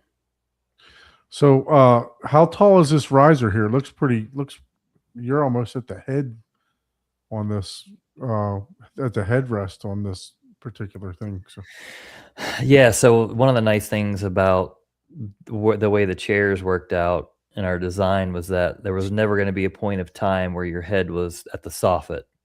So you have all that extra space from the foot higher, which is kind of hard to tell. But you could be 7 feet tall and not hit your head in this area if you're in the back row. But it's a foot, which I've always kind of gone back and forth over the years. When you talk about riser height, Mhm. I'm a big fan of the 1 foot riser. I don't like an 8-inch or a 6-inch riser. I want nothing to do with looking at the person's head that's in front of me when I'm sitting there. For Especially, sure. especially maybe they're a little taller. I'm shorter, So that's kind of where we ended up with that. And yeah, if it that ceiling height was what it was before, there's no way we could have done that without raising it. And the carpet that you chose, what is there a brand of carpet for this? Yeah, Joy Carpets, and that's their Walk of Fame. I think Yeah, what they call great that. Yeah, I've used that. One's a great carpet, and that company makes excellent carpet Yeah, for theaters. I Good. remember being on their website looking at that. So yeah, Joy is they do a lot of great theater carpets, like you said. Yeah, very well built. If you want a robust carpet for your home theater, definitely check them out because they're really good. Mm-hmm. Or call us, Brian or me, and we'll get you some Joy carpets. Get you some Joy carpet. We'll bring you some joy. You'll have a joyful theater. I mean, Yeah, so it is what are some really other theaters there that you've got there that you would like us to kind of see or have an interesting story about? Yeah, that one actually that you're looking at right now is a 20, I think it was 28 seat theater that we did for a big retirement community, which is kind of neat. I thought it was cool that they wanted to do that for those people. That's So nice. Yeah. yeah, so we ended up running in there and doing that, and they, it's all C4, and we've got the touch screen out front that shows what movie they're going to show for that day or that week, and people love it. They go in there and use the thing. So That's pretty cool. They can go and watch Cocoon. And they can go out and play kick the can. yeah, I put some like White Christmas Holiday Inn or whatever.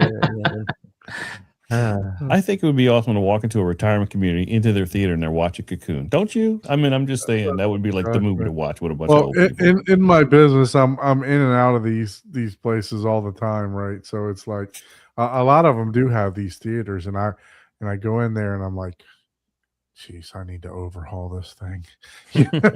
So I'm just thinking to myself, well, man, this is a good space. Maybe I could talk them into letting me upgrade this thing or something. For sure. So what type of equipment are we looking at here? So this, you're actually looking at a lot of URC stuff. That's what your blue curves are there. Your Sony AVR, Sony Blu-ray, I think. I'm trying to remember what else we had in there. Yeah, Kaleidoscape. Oh, you said Sony Blu-rays. Yeah. Blu-ray. Yeah, so I think we ended up having 2 Blu-ray players, and we had it set up where it would basically just like auto play, one and then play the next one. And that actually, now that I look at it, doesn't go with that theater.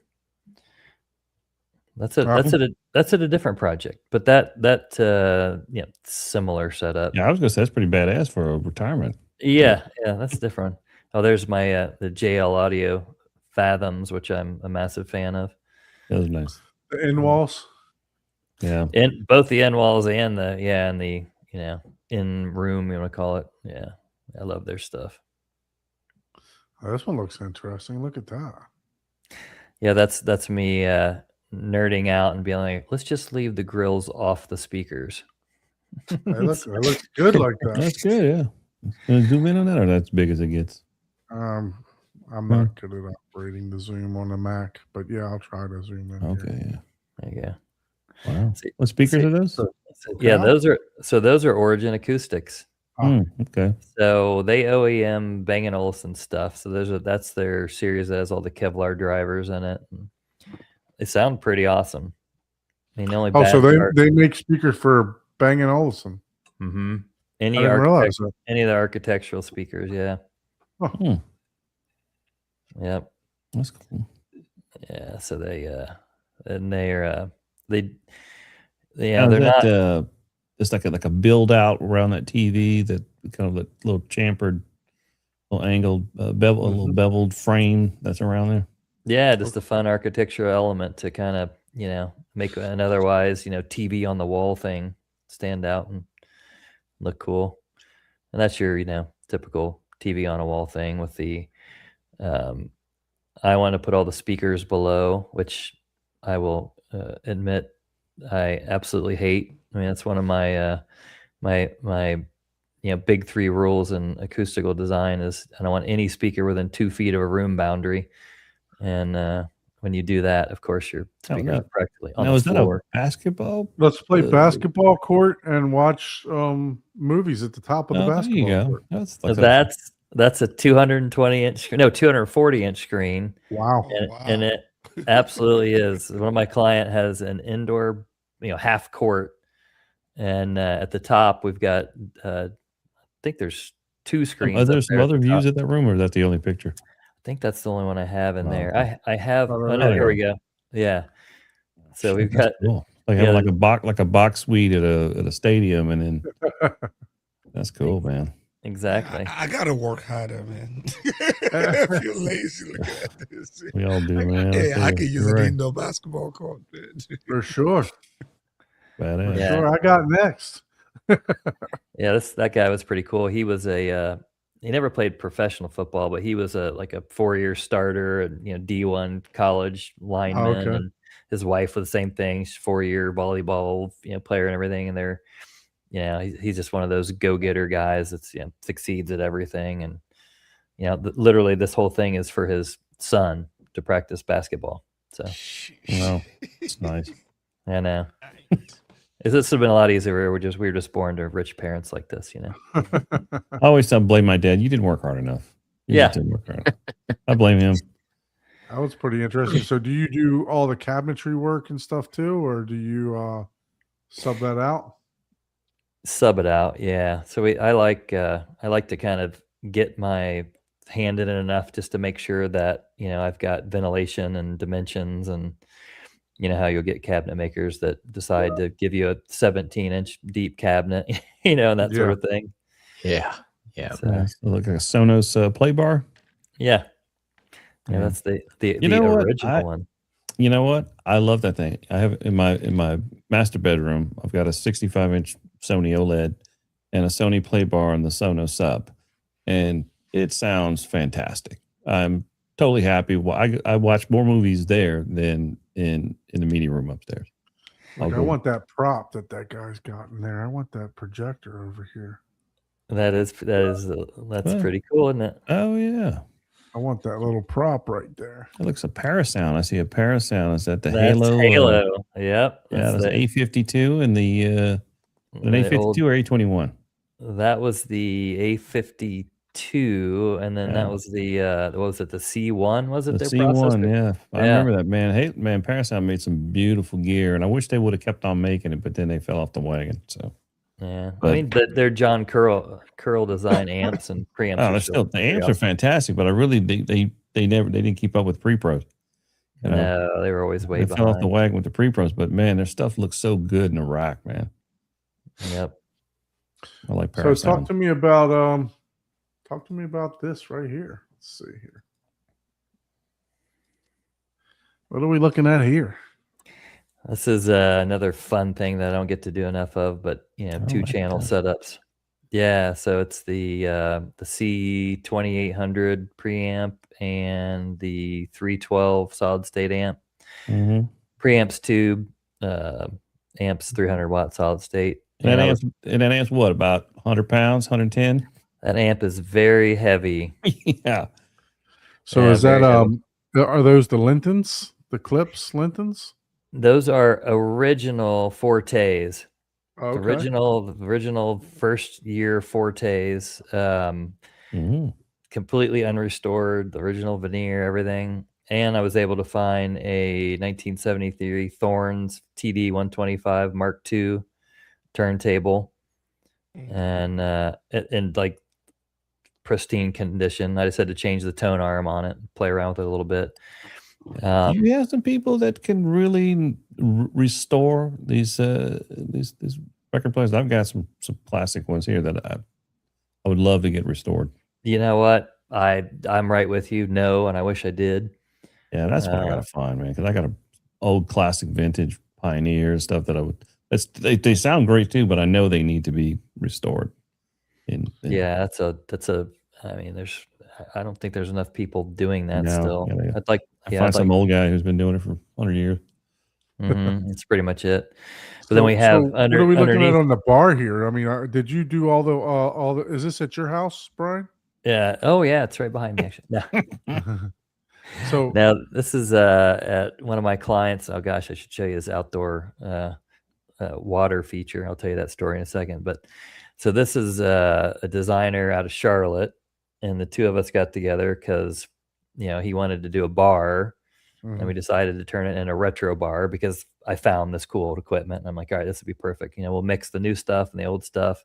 Like there's actually underneath those metal grills in the bottom, that's two SVS SB 4000 subs. Oh, nice. So yeah, so this room I've heard a lot of sound systems, and it sounds pretty awesome. Yeah. Wow. But she came up with this whole cool, like, this is Onyx. I didn't even know Onyx could look like that. So we backlit all the Onyx on that and on the bar, the separate bar that's kind of out in the front. And she came up with the cool ideas for, putting the records in there and, the backlighting and all those different bourbon bottles. It definitely looks funky, man. I like it. I love Yeah. it. Oh, that's Yeah, it does fantastic. look cool. Yeah, you like walk right in the main foyer, and it's like right there in front of you too. So I like the choice of drinks on the wall, yeah. especially that lonely white bottle just sitting right there. In the middle. Yeah, he's got some good ones. I've got between clients and friends, I've got some serious bourbon aficionados. Oh yeah, got a couple of those. Which I wish I was. I don't do it. I can't. I don't know. Can't do the bourbon. Oh, cool, man. Yeah. Yeah, I saw those Macintoshes there. I mean, those are a staple in the hi-fi industry, right? They still make it just killer stuff, man. I mean, this stuff is just so well overbuilt, in my opinion. But those things are tanks. I mean, they really are well built. I don't even Well, know they're- if they build. Look, my dad has one that is probably as old as mine, as myself. Man. They last long, man. Yeah, Mhm.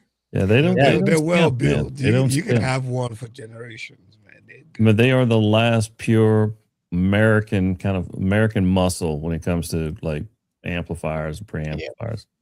Yeah, the preamp's awesome. The phono preamp built into the thing's amazing. I mean, you can do anything. You can sit there and tweak it as much as you want for. Yeah. I keep that's saying I perfect. want to get back into the vinyl. I want to set myself up on this vinyl. It's fun. I've been I've been dipping my enjoying toes it, into man. the last Right couple of years. back I like there. it. I got my. Wait, what do we got right back there? I got a vinyl, nice one. I've been enjoying it, man. It's good music for relaxation. Where is it at? Let's take a look at it. I'm blocking it Yeah. right there. Oh, look My at that. camera has to focus on it, but that's what I'm using the stock sounds betas to listen to. It's good. It's good music to relax. I like that setup back there. Thank you. Yeah. What turntable is that? It's the Audio Technica.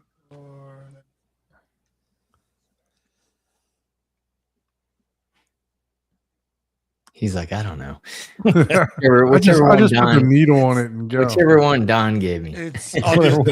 It's the Audio Technical 120 That's XBT. cool.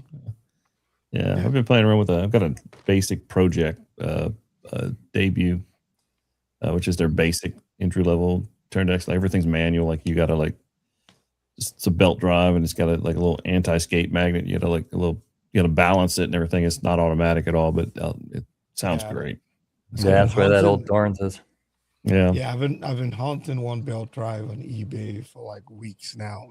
But the guy is not budging, man. I'm like, come on, man. I've got an Just- Ortophone OM2 need Just stylus let on it it. go, man. I need that magnetic drive. Just let it go. The one that I want is like freaking $3,000 or $4,000 for the turntable. It's you literally it looks like a rectangle, and you You can stick put it to your the side, right? you literally stick the record in and it spins it like this. So I want it just for the looks. The guy, the guy? Jay's Auto Lab. He reviewed it or whatever. Man, ever since I've seen that, I've been ruined with I got- turntables ever since then. It's Who's too that? expensive I got for two the turntables looks. and a microphone in the comments there. Like, Yeah. It's like a toaster. Yeah, it's too expensive for the looks, and I just wouldn't feel it because there's that font of taking it, putting Mhm. it, and then moving. But putting it like you're putting the bread in the toaster is not just. I don't know, man. no, yeah, I like old school. Just I'm too yeah. old school for that. Oh yeah, I'm gonna slowly put the dust cover down. Yeah, So exactly. I still have fond memories Yeah. of like waiting for Columbia House records. You buy 12 Yes. records, get one free. All those And then- stamps. Yeah, the stamps. At the when you at the lick and you had to put on a little piece of paper. Man, I had so much fun with that. And I remember getting the box of the 3 records, and there's all my brand new Prince albums. So there I got the Purple Rain album, and then 1999. I just remember sitting in front of the turntable with the Purple Rain album, just watching it spin around in circles, almost like the way we now stare at well, not anymore, but stare at like the artwork on a computer while you're watching, listening to music, the screensaver, but just staring at the record player just go round and round and listening to Purple Rain, and just fond memories of that. Hearing that for the first time on vinyl back in the 80s, it was awesome. So Yeah. Mhm. those are good old days. Yeah. So you remember the stamps too? Oh, I remember the stamps. Then you had to put like 1 penny in there or something. Yeah. Oh yeah. You had to tape a penny. Yeah. You had to tape a penny. onto it. Yeah. So it was Yeah. like 12 for the price of a 1 cent. You had to tape the penny with the stamp. Oh man, those were good old days. Yep. Yeah. Then they had you forever though. Yeah. So Well, you what- had to hurry what- up and cancel. You had to write. You remember you had to write a letter to cancel it too. I was like, I don't want to cancel this.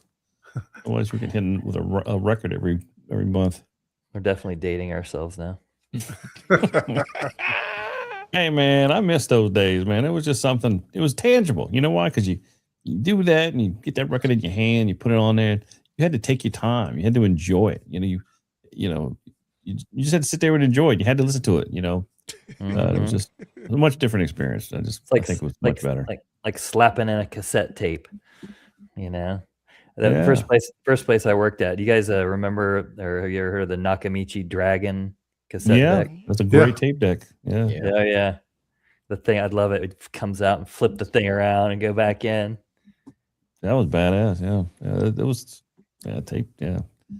But I miss those. I just miss those days. Yeah. Back when we thought like Dolby noise reduction was like the coolest thing. Mm-hmm. It's called wow. Yeah.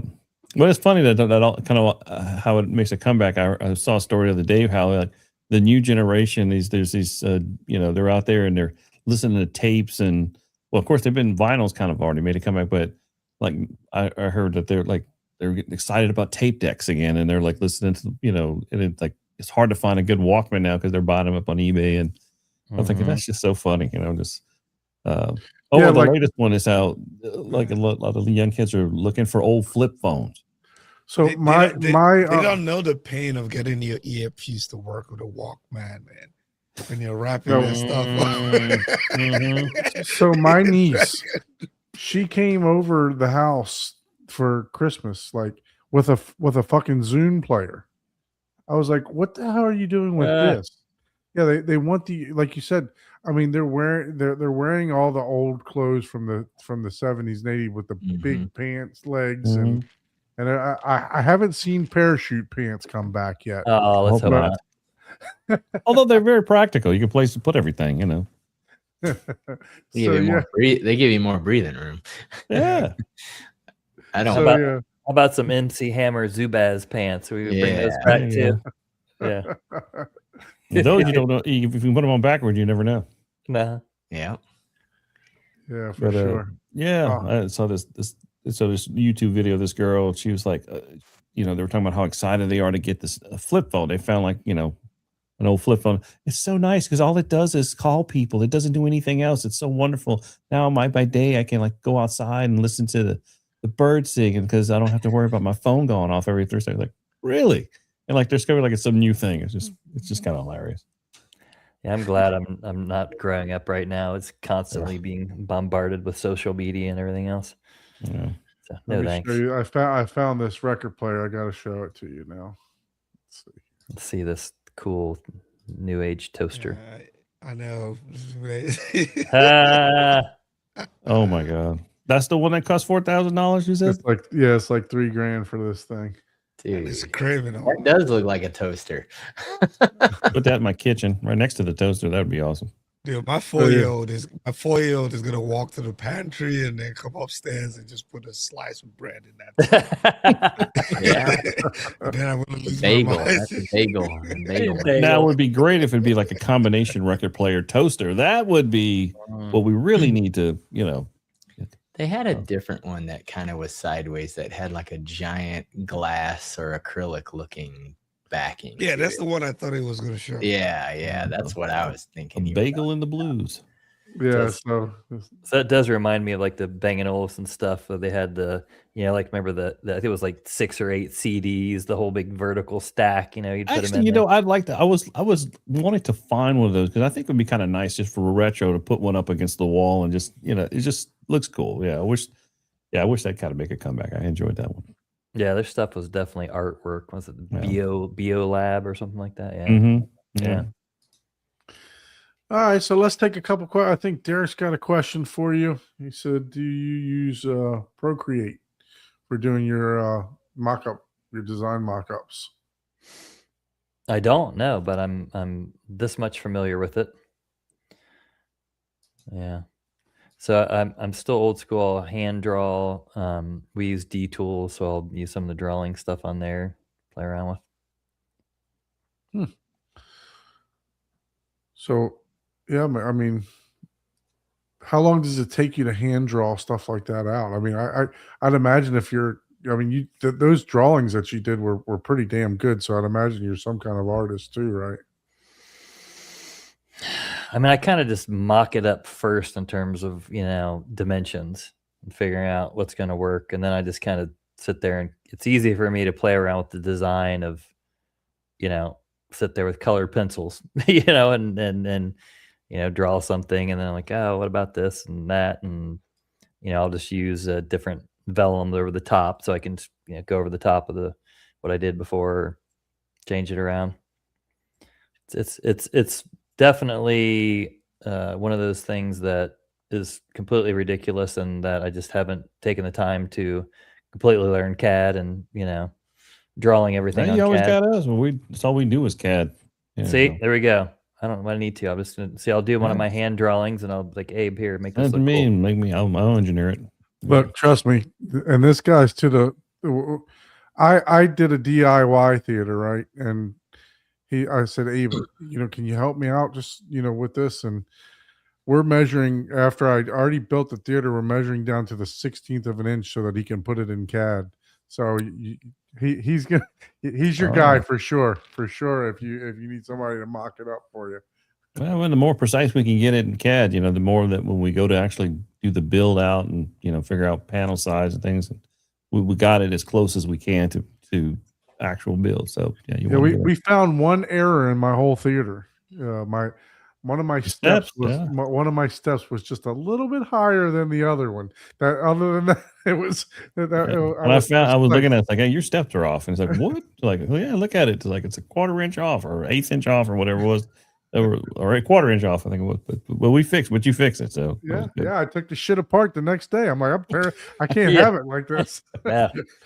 yeah.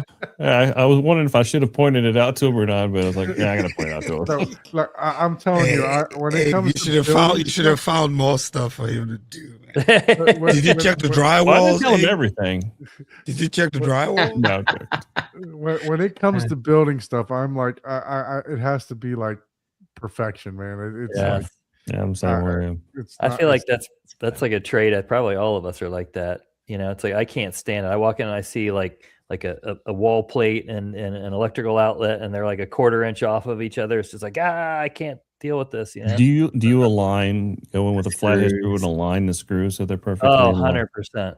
I do that. 100%. You Yeah, can't I you love can't leave it like OCD. that. Yep. So you must drive yourself crazy with cable management. Oh yeah.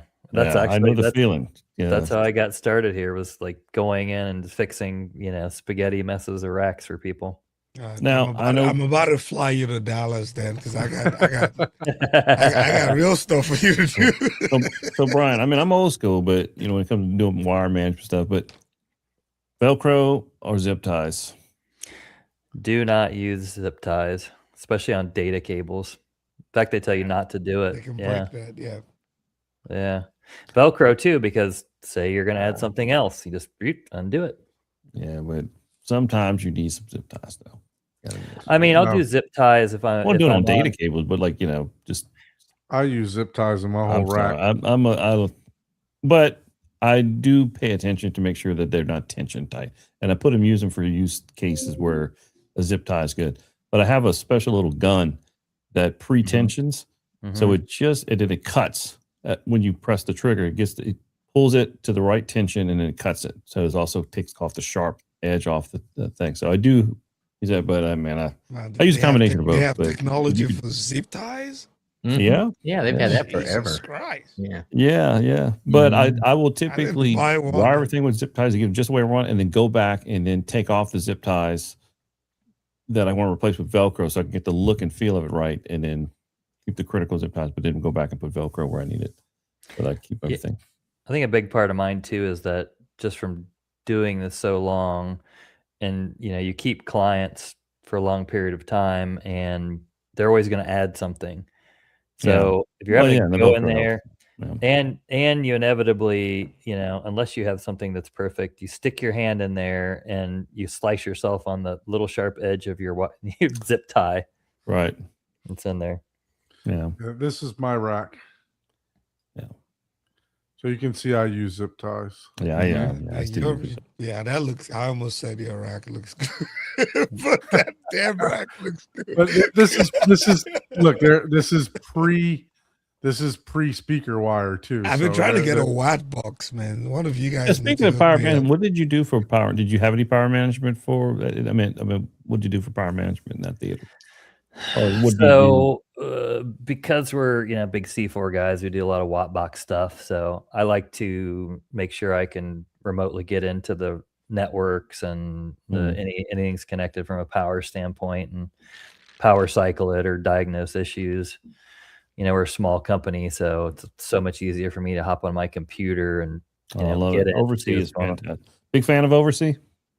It's been a little problematic since the whole ADI. It has, but Yeah. yeah, but it's still. I love it. I mean, I've been happy with Oversee. I would, hopefully once the dust settles with ADI, they can get back to paying attention to that. But I thought the concept of it was great for when it first came out. It was just, this is wonderful. So I would like them to expand on it and continue to improve it. Yeah, in terms of bulk updates for firmware on access points or whatever. It's Yeah. just it's nice. So I Yeah. think Control 4, to answer this question here, how long does it take to implement a Control 4 system in one of those theaters? How long for one change? So I think Control 4, I could be incorrect, they've kind of opened up a little bit to allow, if you have a little bit of knowledge, that it'll allow the end user to go in and add something and take it out. Am I incorrect on that, or am I correct on that? I thought I heard that they were if you have a little bit of programming knowledge, that you can go in, you can take something out and put it in yourself if you want Well, to. you can give access to a client unless you give access client to some things. Like there's a Composer Express, I think, and then there's some things that the client can do. Like, if I'm not mistaken, I haven't said, because normally I take control of all of the clients' theaters, and if they have something, call me, I take care of it. But I think with some of them, you can have them like add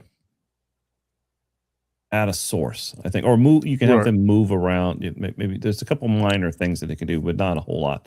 Yeah, Um, you can change scenes, you can change presets. You yeah. can definitely get all the lighting stuff. They can, you can give them Yeah, pretty but good access to I that. don't know about, like, say I already have 4 sources and I want to add the 5th source. I don't know that they can do that. If they do, someone can educate me. I don't know that that's possible. Mm. Yeah, but in Yeah, terms of because like implementing for it, myself, I mean Ike more than myself, but if we get a review unit in, we want to be able to, pop Move it things in, out, pop it yeah. out. We don't want to have to call an integrator to, hey, can you set this Oh, up on the yeah. control And floor? I mean, that's been my biggest reason for not doing like a Control 4. As much as I really want to, is I move Well, stuff yeah, because around. I can get that for someone like Ike or you guys. You want to be able to play with it. You want to be able to tinker with Yeah. it. Yeah, and I've got to have a client now who wants me to basically give him the login stuff so he can go in there and play with it. And I'm like, well, I can't. Yeah, But I especially do a lot of if stuff for- on for for free. those Just of tell us me what that- you want. I'll do yeah. it. It takes me 5 seconds. I think pop it. there's kind of like 2 people. There's people like you guys who understand it and you can do it yourself. The people who are using Raspberry Pis and that sort of thing. And then there's the, that's this is just my not 3rd working. house in Asheville and I just want it to work and I'm going to show up, like I literally just finished a house that, you dream about. It's like $6 million house. They're going to be there maybe 4 or 5 weeks out of the whole year, so it's like, they just want to come in, it works. They don't need any of this stuff, update firmware, do this, you automatically do all of it. I want to just walk in and turn my lights on and watch TV and You make a good Oh, point. and there. just to clarify that, you can't add a source, but I'm saying if you want to move the sources around on the page, I think Yeah. you can Oh have yeah, them- yeah. The user interface, especially Yeah, with yeah. the But new. yeah, You you're made a 4.0 really stuff. good point with your Raspberry Pi thing. Someone that knows how to program a Control 4 back end, Hmm. they probably are just doing it themselves with their Raspberry Pi and doing all their own APIs and control software without. Oh yeah, save a Because bunch you of can money. totally do that. It's kind of Yeah. like Plex versus Kaleidoscape. If you know how to do all this stuff, you already are doing something else. So you don't need to. It's true. Yeah, you it's not ideal. It's not as ideal for people who like to tinker. Yeah, it is a problem. Yeah, You yeah, can it's tinker. not. Yeah, exactly. Yeah, Yeah. exactly. It's Yeah, not- no, I mean, if I want to, throw in let's say I go buy that new mini DSP processor. If I want to throw that in, you know what I mean? I don't want to wait. When the thing comes to the house, I want to install it. Just like want to go there and do it, just right? like with you with your Roadcaster. You know what I mean? You could. Yeah. I don't want to wait on an integrator to do that. Yeah, to I do gotta everything. call You I won't gotta wait call for an Abe, integrator, but man. he'll wait 8 months for a piece of drywall. Yeah. Don't wait for an integrator. I like that one, Paul. That's good. I You get know, it. Use that. That's not even fair, man. That that's was funny. not good, and it wasn't 8 months. Yeah, that's You're so right. Yeah, bad. but they had a question though about changes and whatnot. And once the system's set up, it is super easy. Like, say my client calls me and I want to change the turn on volume level or something of a certain source. Mhm. I can hop on and in 3 minutes and do that and remotely transfer it to them. So I mean, Yeah. it takes like no time versus what you're talking about waiting. That's another reason why I always want to be in charge of any network on any project that I'm Yeah. doing because I want to know that's the backbone for everything nowadays. So it's like I want to make sure I can get into the system and I want to make sure I can see what's going on. I want to make sure I can update it or make changes Yeah. because Well, once I I have think to the drive example- out somewhere. Example, a client, Mr. Long, had one of his APD 120s go bad. I think maybe the electrician didn't install it right. Lights were flickering. So I just mailed him a new APD 120 dimmer switch. And he had the electrician go over there, pop out that one, put in the new one. Or I think he did it. Mm-hmm. And then he just called me up and I was on the phone with him. I said, okay, and I hit the button 4 times, and then I had it logged on and then I just reattached that to the scenes he had.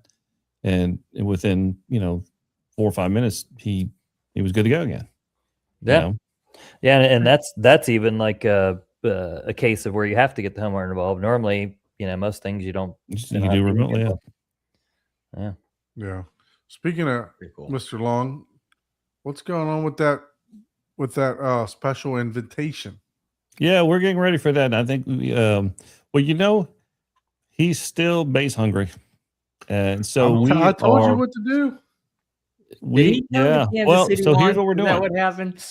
Yeah, we're replacing the SSW2s with two SSW1s up front, and we're going to take the two SSW2s and put them in the back and recess them into the sidewalls. Oh wow.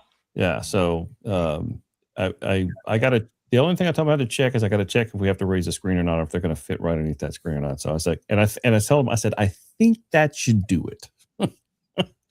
Because he's just like, I mean, there's plenty of bass in that room. If not, then he's just gonna have to go like so, so I was like, driver "Keep it." in each So, seat. and he's like, okay, let's do it. So Look, man, you don't buy two Mariana 18s if you don't like bass. yeah, that's true.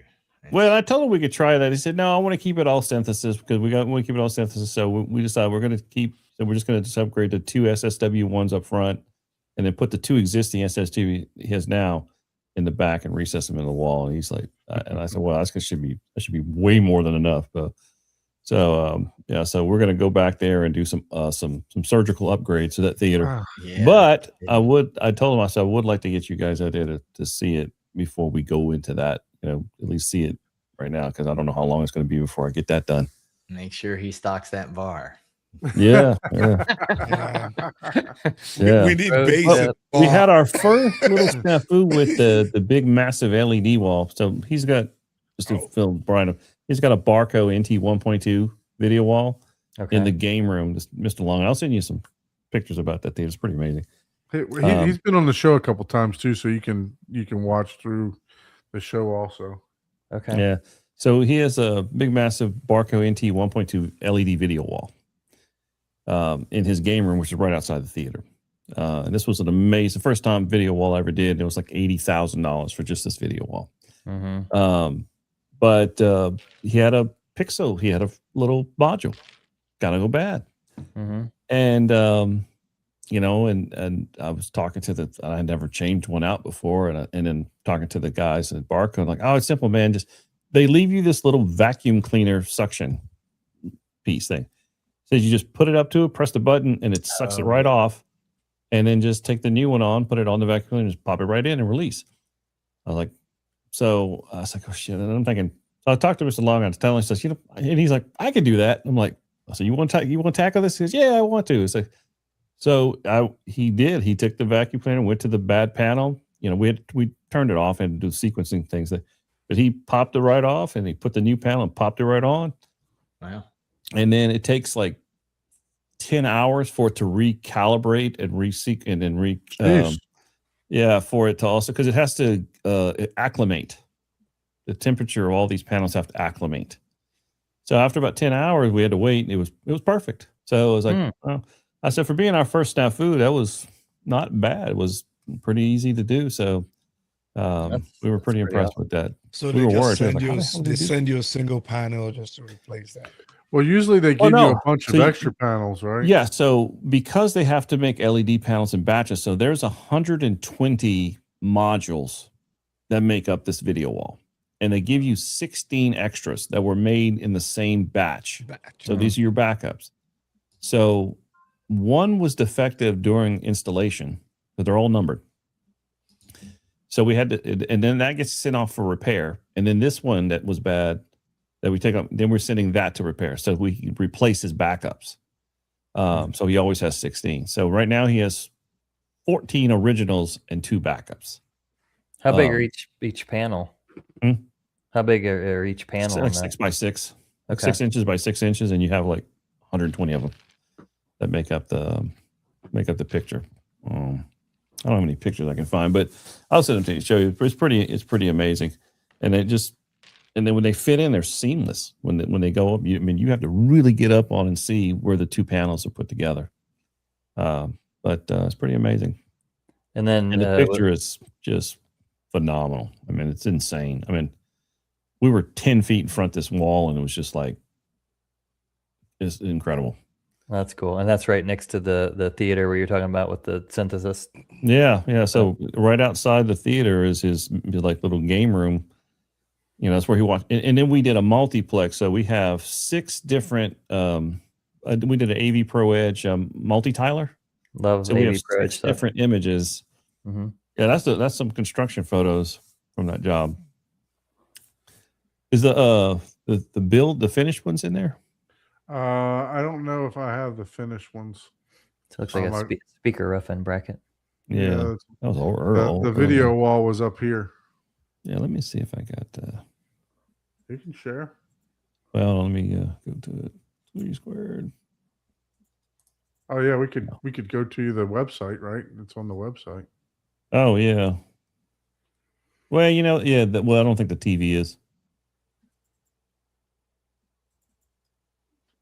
Yeah, we can't wait to have a home theater hub Yeah, let stream me from see. that. Man. Yeah. Oh, okay. That's gonna be fun. Oh, We're gonna have enough bass in the bar, man. yeah, let Just me for share my Paul. screen.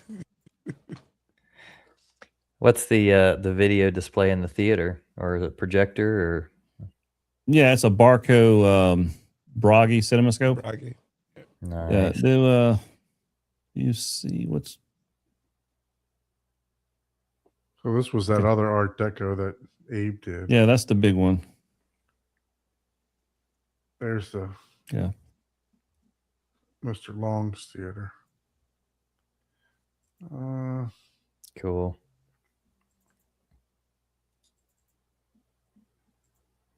Got some pictures. Oh, It's the Art Deco. Do they have the video on here or I'm no? trying to find the video. Nope, nothing on the video wall. Yeah, because it was recently added. It was. I mean, this pictures predate that, right? Yeah, Yeah, I'm sure Abe has it somewhere. I'm looking. You can It's- pull well, up- we Sound can like pull me. up You got to the put a bunch of last pictures video on your we did, website. right? What Hmm? was that?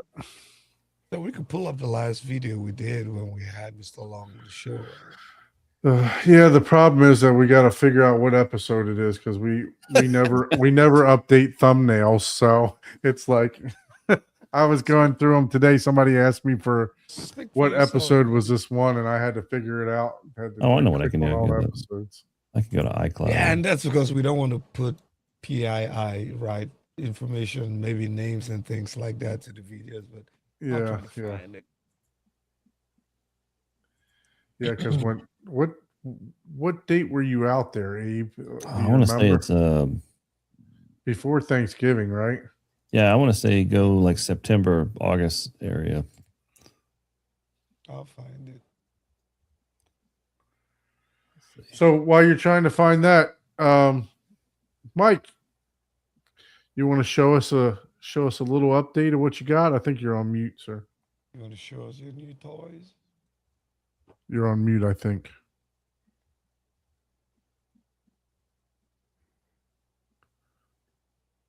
Or his mic's very low.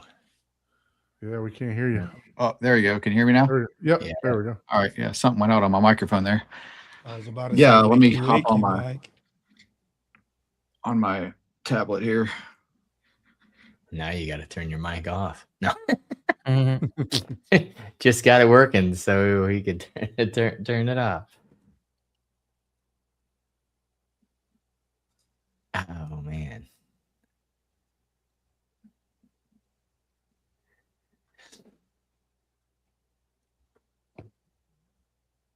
Oh, we see you. Yeah, now you got to unmute this one. There we go. There we go.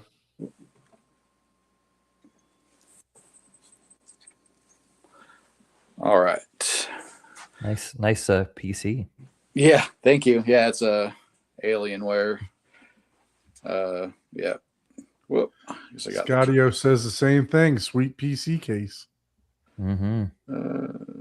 Sorry, let me try to switch the mirroring off this camera here. Sorry.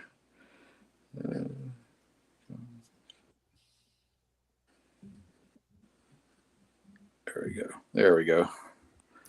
All right. So yeah, I'm got a little rack here. So I was getting some I guess a noise I don't know from my center channel tweeter. Mhm. And I was just trying to troubleshoot it, and I don't know. I think the tweeter may end up being blown potentially. And Was it maybe a hum? It's almost like a vibration during like high frequency like pitches, and Okay. I've tried to do some research, and I'm like, oh, the humidity, I don't know, could maybe affect it, or is it a blown tweeter, or is maybe my receiver underpowering it, and it's trying to draw too much power, but I really kind of having a hard time narrowing it down. So, of course, my fun solution was like, well, maybe it's not getting enough power, so let me let me add an amplifier for it. Yep, there you go. So yeah, I went out and got a little Emotiva XPA3 Okay. Gen 3 Nice. 3-channel receiver for my LCR. Dang. Nice.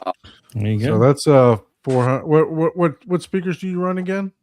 I have Klipsch's. They're like they're 4 ohm or 8 ohm. 8 ohm, I Yeah, believe. like 8 ohms, right? Yeah, so that's like what, like 300 watts per channel for that. 275. Yeah, I was close. Yeah, 504C for the center, and then the 8,000 Fs for the left and right.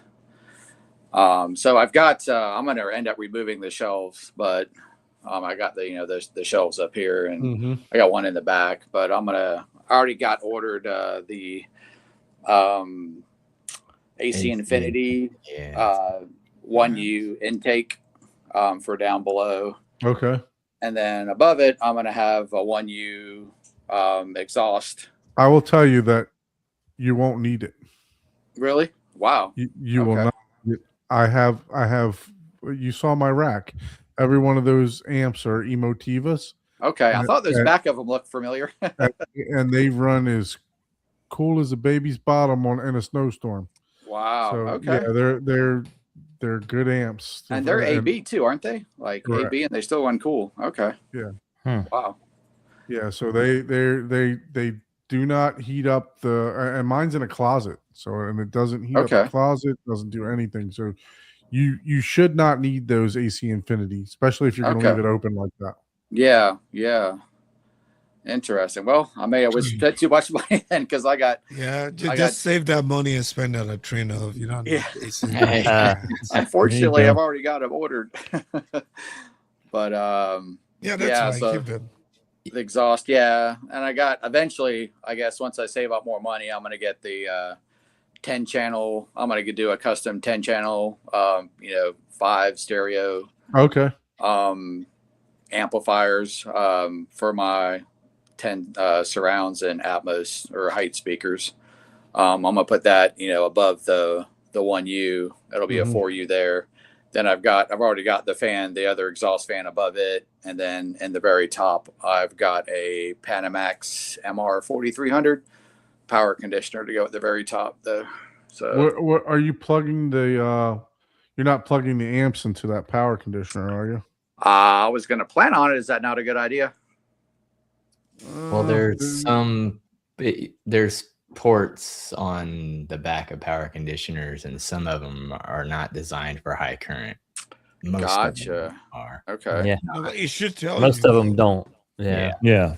You want to keep your Most amps of on. It should tell you if that. There are some on the back of some of the Panamaxes that are basically direct. Yeah. Okay. So Yeah, they would surge suppress, and they don't do any of the conditioning. Right. You don't want any condition on your amps. Not Gotcha. high power stuff. Yeah. Mhm. Just let the amps go. Just Yeah. run raw, man. Just let One thing I love Yeah. about Macintosh, they have all their conditioning, everything built into their in amp. it, They yep. say do not plug it in anything, plug it straight into the outlet. Emotiva will tell you not to plug it into any conditioner either. Yeah. So Okay. I've talked to them about it. Yeah. Because they've Okay. got it built into their equipment. Yeah. Yeah. Yeah. Just So about every that's high end. probably a class. I mean, that's probably got the slow power switching. That's the only way it's going to stay super cool. So you definitely wouldn't want to condition it because it's trying to keep voltage at a certain level, and Mhm. it's sitting there switching. Whenever it's using like B power or A, it's going from whatever voltage down to a lower voltage rail. That's how they stay so cool. Okay. So gosh, I mean, there's only 2 plugs behind that I have back there in the wall for the wall outlet. I mean, I've got so many other, I've got the TV and the Blu-ray player and some other stuff. My Animax has power suppressor, or Yeah, protections that let me match. see. Let that me see if I can go back to a picture of this. And like I said, some of them do have outlets on the back of them that are straight through. You know what I Here mean? you go. I'm going to show you this picture of what to get. Okay. Okay. Let me go Except here. you leave in Florida, Big Jack, because When you're done doing this, when we're done doing this, I'll Texas. show you what you need to get. Okay. Yeah, definitely. Florida and Texas, man, we got unreliable. Oh no. Yeah. So that's cool. So you were what? So what did you go with for the separate though? So are you still using the same So- AVR? Yeah, so I'm ending up running these wires. I got this in my room because I don't really have any room out in my living room. But yeah, I still have the Denon X8500 H down there. Okay. So you're just going to use the pre-outs for that? Yeah, it's got the Okay. pre-outs, full pre-outs on it. So Very Look good. at these three little guys on the right there. Got the light escapes. yeah, that's my new 24 terabytes there, and the 12 terabytes below, and then the Strato C players up there above it. Nice. Nice. So, Nice. and the old It's like some clip subs there too. Oh, Yeah. there you go. yeah, those are the RP 1400 SWs, and then the 8000 Fs there. Mike did a good job. You live in an apartment, right, Mike? Yeah, I do. Let me Yeah, go. you did it. He did a You killer kicked job. your neighbors out upstairs. Yeah, right? for Yeah. sure. yeah. I can imagine what the neighbors And do. then you got the Yeah, movie he posters made there. it. He made it look like they left of their own free will. He kicked them out. yeah. Hey man, I want to watch a movie. Get out. They got tired of getting bounced off their couch. Yeah, no kidding. Got the 1600 SW back over here beside the couch. And, Oh, and yeah. all your poster walls, I forgot. Are those TVs or are those backlit? These are backlit from I think it's Glowbox, based out of Kansas City. Oh, okay. Glowbox movie poster frames. Yeah. Cool. Yeah, So they those are look- actual posters in there. Yeah, I was gonna say they look like TVs, man. Like, Yeah, man, I'm like, The double-sided posters. Yeah, yeah. they're pretty crisp. Cool. Yeah. Yeah. And the 6 height channels, 7, 3, 6 setup. Dang. Wow. So yeah, that's you're, obviously you're, you're gonna use about Like 2 An apartment, watts that's all. channel out of that whole setup. But hey, yeah. So having might that as well. Yeah, you could know? fill up a lot of lot of holes in that drywall if you can get your deposit back though. yeah, I've been here since 2016. So, or I'm okay. sorry, 2012 or 13. So yeah, it's been about 13 years. So, Dang. Hmm. but yeah, I was thinking that the 8500, powering all 13 channels was quite a bit, maybe Yeah. quite a bit of strain on it. I wonder if You Maybe might I- have been able to go with the base X models a little bit cheaper, but Yeah. Yeah. Nah. yeah, because I know you'll be Miss happy. Howie You'll lets you enjoy Yeah, it. no, like, you- yeah. Hmm. Hey, But- you'll definitely hear a difference for sure in the What size So- is that screen we're looking at? This is a 27-inch touch screen, so you could touch it. I've got all my hockey scores and stuff on here. Oh, You nice. can go through and you can look and divide it up by like conference for the hockey, and it'll separate it up by conference here and like East and West, and What it'll have. screen is that? That is a touch screen. What isn't it? screen is that? Man? Yeah. I could It's- use one of those. Yeah, Yeah. I know. It's a ELO Yeah. 27-inch touchscreen, 1080p. ELO. And you have it hooked to what? To a little computer or It's a DAC board, is the name of the company. Kedrick had it on his. He had Oh Oh, a, yeah, okay. So Kendrick they- Foster, So right? it's just- Yeah. it's sold as like an all-in-one kit. yeah, it Okay. is. And then you go to their interface online, and you could or their website online, and you could design your own screen. Actually, if you hold on one sec, I could actually switch. I've got it couple designs. I just looked at the 32 inch screen and my head hurt. Sorry. Much. So yeah, you could change. It's like 1,500.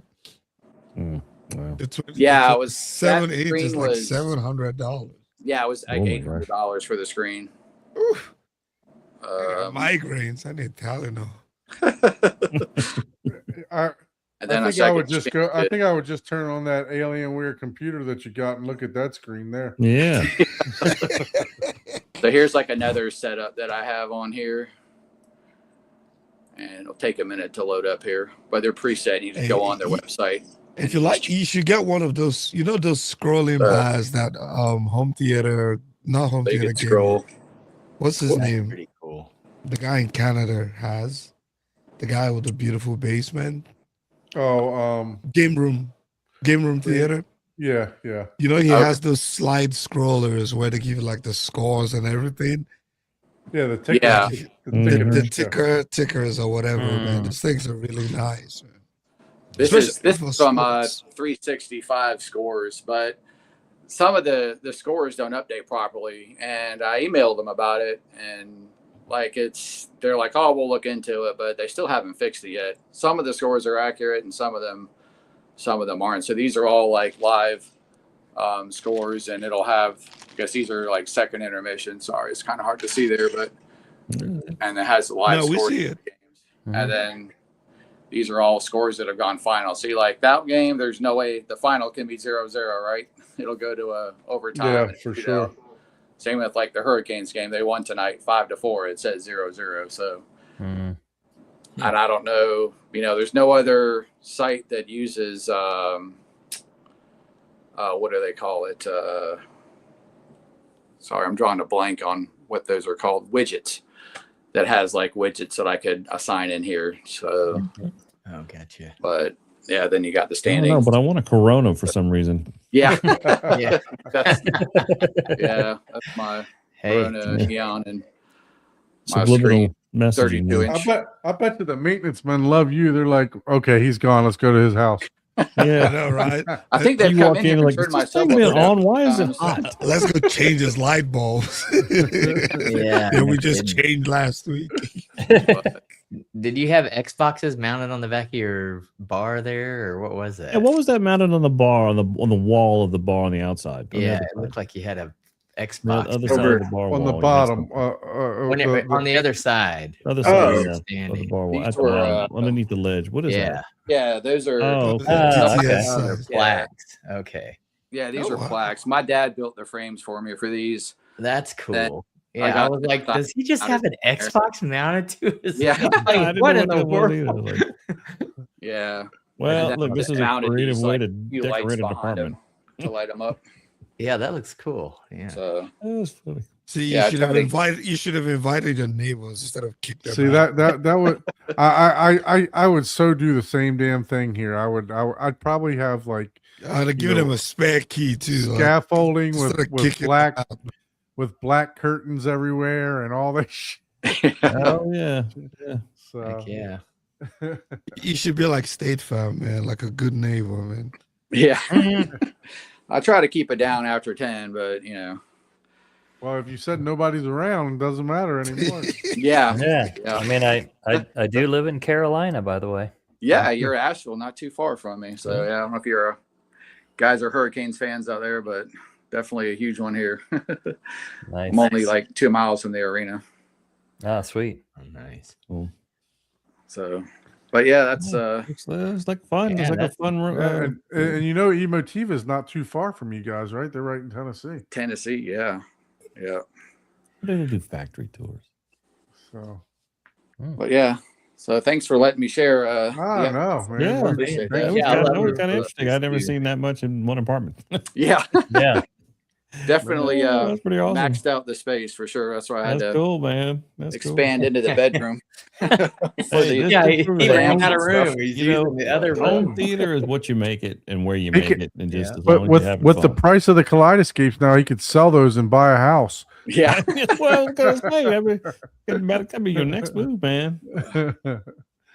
I'm gonna hop off this one here. I would sure be in the same driver's seat as you though. If it came down to it, I'd find a way to, you know, put an Atmos system or I had something. I in there. had surrounds that I used, just like you were saying, scaffolding. I did I used metal conduit, and I Like, where we at? pieced together that with crossbars and stuff with Alright. T's, and had the speakers mounted. Nice. So Well, that was that's back. cool, man. There's no Thanks way I for could have showing that. afforded That was awesome. scaffolding back then. But hey, Well, I junk. found those pictures if y'all wanted to see them. So I wanted to show 1 second real quick. I wanted to show him this watt box. I need a white box. Somebody needs to hook me up. With Yes, one. please. Since you can buy Actually, this you on know the what's- market. You That's see this it. up top here? Hold on. Oh, okay. Yeah. So that's just the plug portion of it. And you can Okay. remote into this. So if Yep. you Oh, need wow. to reset your Apple TV, because I know my Apple TV, I got to reset my Apple TV upstairs like every couple weeks. Mhm. If you know, for some And that's reason, just a regular surge protector. I mean, that's just, that's just a surge Yeah. protector Yeah. that you can that you can control. Yeah. control. Yep. And for got a those sure. couple of are, those sitting in they my garage. come in 20, I think even 30 amps and 50 amps, but those are expensive. No, well, And not the I watt like box. the way that they turn not the, the you watt know, they, box. Yeah, I think there's they- just all those are 15 inch. No, they No, have no, they have 15. 20 amp ones now too. In that Yeah, I that was gonna form say, I factor? thought they had higher amp ones, but Yeah, but Yeah. 20 is as high as they go on the Yeah, ones. yeah. okay. That's yeah. a new one. Yeah. So yeah, that's what Well, you need. So you both of guys- these guys are Snap AV dealers. So Yeah. you would reach out to one of these guys. I forgot what something like that costs, but Have you that's guys use Unify or Ubiquity? They have like power control things now too. Didn't Yeah, know and if you also guys- Panama, Mid Atlantic PDX 920R. Excellent. That's what I hook my amps to. They're just Mhm. power management, but no Yeah. line conditioning. Very robust, very good build quality. And then I don't know if you guys use UPSs for anything at all. Of course, network stuff, but there's a company called Extreme Power Conversion that makes really cool like lithium ion UPSs. They have like 7 to 10 year I heard battery about life. those. Have you got to look at those? I have been thinking about Put those. them, I'm put still them in using by Wattbox for it. projects. Mhm. And you're going to using those?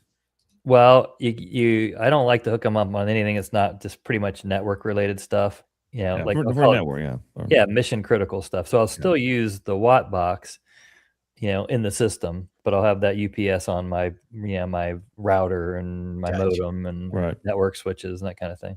all the low power, 5-watt devices or less. Yeah. Yeah. Yeah, you don't want to Anything hook up amplifiers on a UPS. non-amplifier. Yeah. No. You don't want to do that. Well, it'll last for like 3 minutes. Yeah. But also too, even though, here's a big misconception. This is to help some people out there with, when you look at surge protectors, you're still only limited to, it's a 15 amp circuit, 120 volts.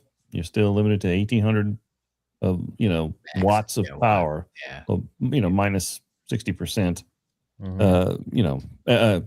take 20%, whatever was it? 15. Yeah. It's like 1960 watts on a 20 amp circuit. Yeah. Right. Yeah. Well, no, on a 15 amp circuit, there's 1800 watts. Got it. Yeah. Yeah. Yeah. But you're only supposed to use about like 80% of that. So Yeah. like 14. You want to keep it around 1400 watts. But so you also have to add that up for the surge protector too. So when you get one of those surge protectors, you don't want to exceed 1400 watts on that surge protector going into that one Yeah. outlet. So Well, and I'll just tell because you you buy what, a bunch of outlets, you don't want to exceed that. one thing too, and I'd say 95% of people don't realize this, but when you get a surge into your system, almost always it's coming through your coaxial cable from the Yep, outside of the cable house box, because it yep. wasn't properly grounded, Yep. or it's coming through the HDMI. Mhm. Because you're not going to have an amplifier get destroyed from a surge, unless it's some really crazy grounding thing that the electrician didn't do right in your house. It's always going to be a smaller piece of equipment, but then even when you plug all those things in, it's like, oh, it came in from the cable box. Yeah. We've had Yeah, I mean, it's always the little thing you don't think about. You're like, I have everything plugged into my surge protector and everything else, and it's like, oh, the cable guy, didn't connect the ground They cable never outside. bonded. Yeah, I Yeah. used to do outside installations, and yeah, no one ever bonded ever. So here's that Barco wall. Oh, you found it. Okay. wow. I just put a shared. Oh, you really can't tell. I don't see any seams. Yeah. Yeah, they look pretty good. What's the pixel pitch on those things? It's a 1.2. Nice. Yeah. We couldn't spring for the 0.9. The 0.9 was 150,000. The 1.2 was 80,000. That's still ridiculous. I mean, you can, like you said, from 10 feet away, you can't. There's no way you can It tell. was great. Yeah. And- So that's 2K, right? Basically. Yeah, but you never know. It's not Right. 4K. I mean, it's so. And I'll show you. I got some pictures of you. I'll show you the yeah, build, let's the show behind what's behind those LED panels, so you can see. Is it? Did it show up? I have share. Let's see. Add to stage. Here we go. And then Okay. we'll go Oh, wow. with this. Yeah. Oh, So, wow. so that's kind of it right there, and then Wow. that's us during testing. What do you need to feed that from a circuit standpoint? That's 3 dedicated 20 amp circuits Okay. to feed that wall. Kind of on power hungry. So that's the wall before you put the 120 modules on the case. So there's all these cases get interlocked together, and they have to be perfectly level and plumb. Mm-hmm. Right. So just engineering that wall was, and to also handle all this weight was pretty amazing. Mm. And this is David Bledo. He's from Barco. So Barco comes out and actually installs this when they do it. And you can see him here putting the. Man, I miss my old get that. CRT, Amazing. man. I thought those were complicated, man. Yeah. Let me see if I have a picture of them putting the LED screens on. No, I don't have a picture of them going on. That's just showing it. Now, the flickers you see in the video are from my camera, not from the Yeah. TV. From the Yeah, exposure. We have racks on both sides too there. Yeah, one rack is for the theater in the back, and the other rack's for the game room in where we're at right now.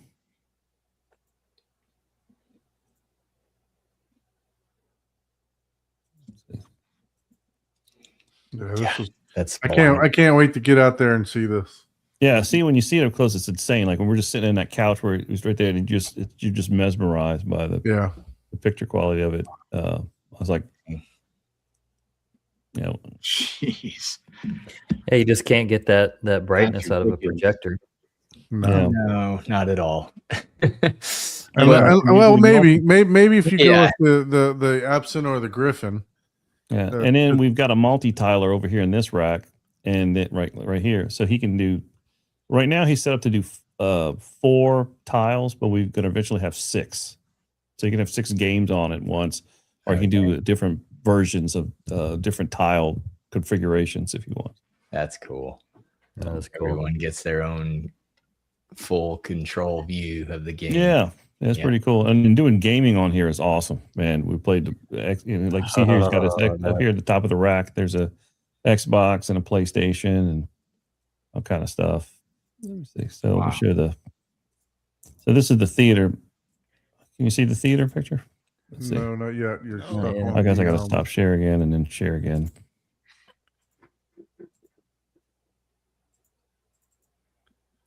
Okay, it should show up We're now. still here live. Wow. There we go. There. Okay. So that's the theater. And you talk about LED, Brian. I went LED crazy in this. So we have like 16 different zones of LED lighting in this room. I mean, all the Those backlit just around. acoustic panels? Yeah, these are fabric wrap framed acoustic Okay. panels. There's speakers behind them, and there's the acoustic Oh. panels around it. Oh, cool. Wow, That is that's cool. amazing. I like that. Like multi-purpose acoustic and, Yeah. So this is They light up around the edge edge. lit 3-form acrylic, and okay. this is backlit. And he's a acrylic horror inserts. fan too. Yeah. And then the projector is up here beautiful. behind the Barco projector's behind that projector enclosure there. The portcullis. Nice. That's what I need to do so I could get some better acoustics. And then of course the fiber in my optic ceiling. space. Do you have any sort of thermal management in that enclosure for the Yeah, projector? I've got a Mid-Atlantic Duct Cool TP2, which is a 235 CFM. Yeah, It's got a use those thermistor right on every the time. back of it, and it's remotely located, so you don't even hear it. Yep, those things are great. You just hook up the ductwork to it, and Mhm. So Yeah. what we did, this is it in red, so you can change all the colors to every single LED section. You can change the colors to anything you want. that's sharp. Yeah, so That's what so we did, zooming in here, we have intakes way over here and way over here that take room temperature across the soffit like a plenum, and then up into the exhaust vent that's above into this area. Another 6 inches higher in the room, into the ceiling. Very nice. Yeah, it's a killer theater for sure. Yeah, I just love that. This here of that nun. Yeah, that one looks like it's like metal, like someone's there. Yeah, that's my Yeah. favorite one. Yeah, it does look pretty cool. It's like That lady was pretty creepy too. I saw that movie. Yeah. Okay. So Michael Scottio says the Ubiquity USP PU Pro is $279 with 16 outlets. Okay. So this is the one I was going to. So here's the SSW2. So what I got to check is I got to see if the SSW1s will fit below this screen. Mm. I ain't got much room to raise it much higher. No, Yeah, So you I look don't like know what I'm gonna you're do. up. I'm telling you, just Man, that's what a Dremel's for. Just cut the top of that sucker right. shove those Marianas in there and you'll be good. Well, we could put the two Marianas here in the front. So what we would do is could take these and then put them in the sidewall, like they're like this area, but in the back. 3/4. Because remember, this is above a garage, so you have access to the walls on both sides of these. Yeah. So we're going to put those in the back and then put the SSW in the front. I don't know yet. Those are those Marianas, those are two 218s. Yeah. 218s that are piece. what is that? SI? Stereo Look integrity. at 18s carbon Yeah. fiber. Yeah, so this bottom section here is where we'd want to put. We're going to put those SSW2s here. Like take this panel off, and then create a niche, and then push it in there and put that panel back on. Nice. What do you use for phasing and time alignment and everything? Just do you using the like DRAC or ARC? So or- this is a JBL synthesis. So this is a SDP75 processor. So which is essentially a Trenoff processor. So we're using what's it called? Room contraction, or what's it called? Art Trenoff's. waveforming.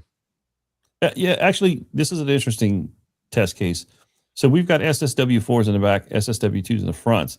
But when we did the waveforming, these rear subs, because they weren't matched with the front, were running a little hot. So we actually turned off bassforming and went back to sound field management, just let JBL's traditional bass management, and it sounded way better. So there was cases where like bass waveforming is not ideal. And this was one case where the bass waveform was not as ideal as your traditional sound field management. But it sounded great. So JBL came and calibrated this. Daniel Jones, who's the head of the synthesis division of JBL, came and calibrated this, and he did a fantastic job. So my question is, so he's asking for more bass, right? So Yeah. what is he looking for? More tactile bass, more punch, more what do you know? He wants more, and I'm thinking maybe we put some in.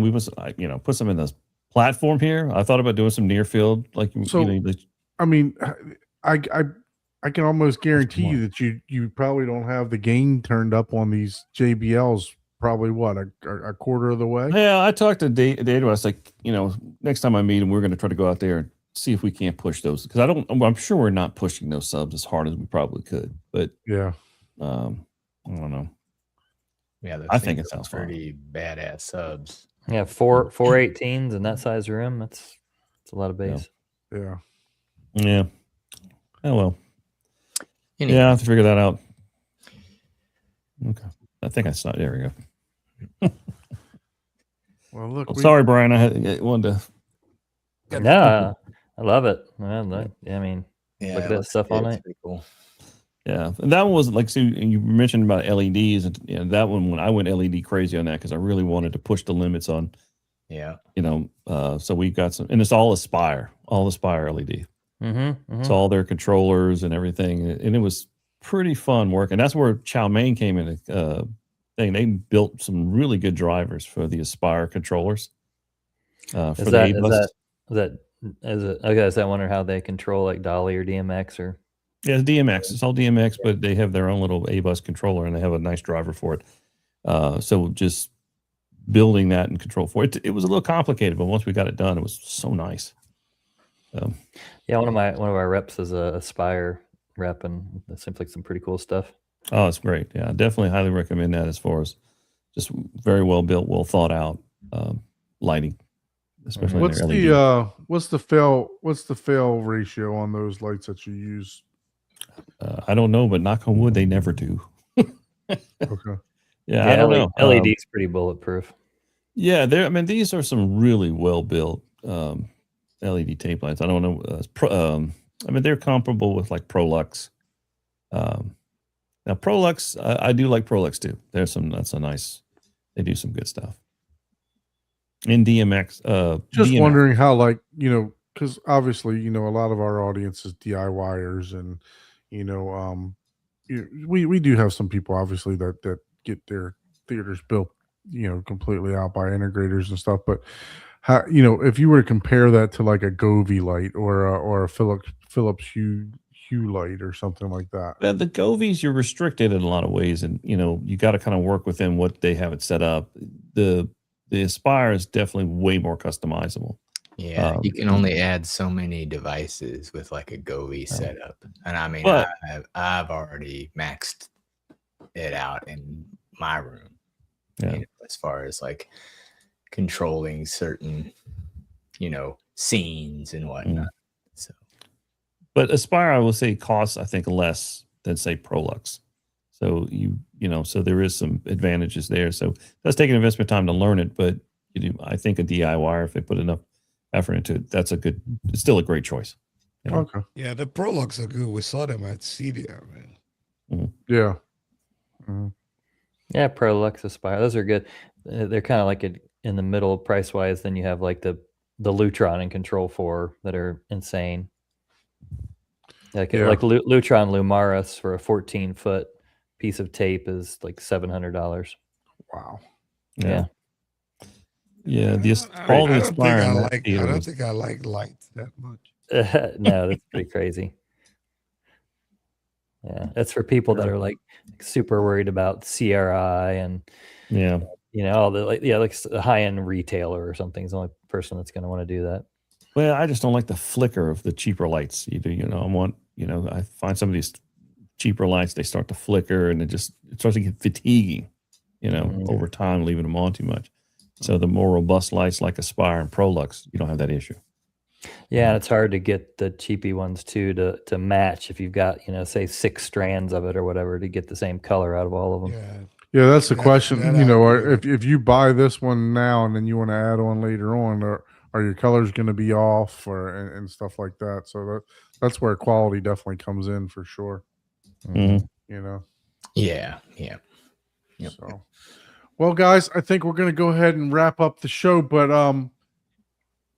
Brian, tell us, are you just in the Asheville area? What's your territory? I mean, do you tell us about where? Traveled for- Pretty much anywhere in Western Carolina, and every once in a while we'll get clients that have a place in Sanibel Island or something, so we'll bounce around. But for the most part, yeah, honestly, there's so much going on here in Western North Carolina, and we kind of between Lake Lure and Cashers and all the develops around here. It's a good place to be an integrator. Let's put it that way. Yeah.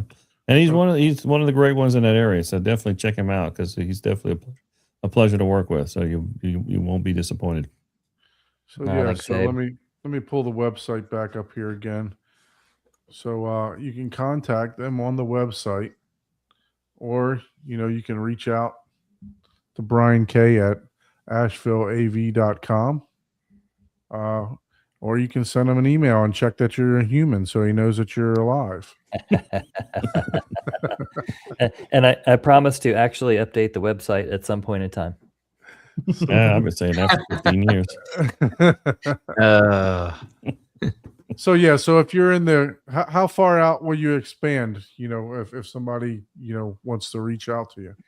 I mean, we try to stay within like 2 hours, which is kind of like the Lake Lower area and Cashers and stuff, and a lot of stuff up there. Very good, very good. So if you're in that area, make sure that you reach out to Brian for sure, and then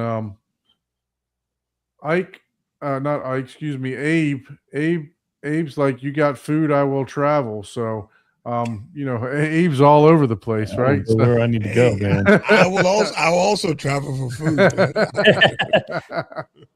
So if you guys are interested in somewhere outside of the Asheville area, reach out to Abe for sure on 3D Squared. All his contact information's on there too. Brian, do you have any other socials or anything like that? Instagram, Facebook, same thing. Just look up Asheville AV. I'm about as bad on that as I am on my website though. So very good, very good. Abe, any extra socials? That's your age. Any other socials for you, Abe? Yeah, I don't know if Glig keeps them up though, but yeah, check out. I think we have a Facebook for 3D Squared and an Instagram page for 3D Squared. So definitely check out that. I honestly I have not looked in a while. Don't forget about our website is our primary one, definitely. I said don't forget about your personal Bumble account too. Yeah, my MySpace account. He's on Tinder. No, guys, look. Mike, thanks for joining us again, man. Appreciate you for joining us. Brian, first time. You're always welcome. You guys got the link. We really try to run this like a Zoom call. So if you want to pop in, pop out, just if you happen to catch the show and want to add something, or you just want to, chime about a movie that you may have watched, you guys have the link. So you're more than welcome to join us anytime that you want. So awesome. Thank you guys again for joining us. We went a little bit extra. The chat stayed pretty active. So thank all of you guys for joining us, and we'll see you next Thursday. And do all that fun YouTube stuff. Like, share, yeah, absolutely. subscribe. Yeah, I forgot about that. So if you would like to be a guest on the show, order a home theater, whatever. Not like that part. If you would like to be a guest on the show, please shoot us an email at hometheaterhublive@gmail.com. We would love to have you, whether you have a sound bar or, a 5.1 system, 3.1, whatever it is, whatever you like. If you enjoy it, we will definitely enjoy it too. So, and then also, as Ike said, do all that great YouTube stuff. Hit the like, share, subscribe, and then show these guys, Abe and Brian, some support for their area, for the areas that they're in. So reach out to them if you have any home theater needs. Once again, Michael, thank you again so much for joining us. Paul, Ike, we're in the green room. We're in the green. We're going to go to the green room. Yeah. So you guys, the show. Brian and Mike and Abe, you guys are welcome to hang out for just a little bit more. Sounds good. Appreciate it. It was nice meeting you.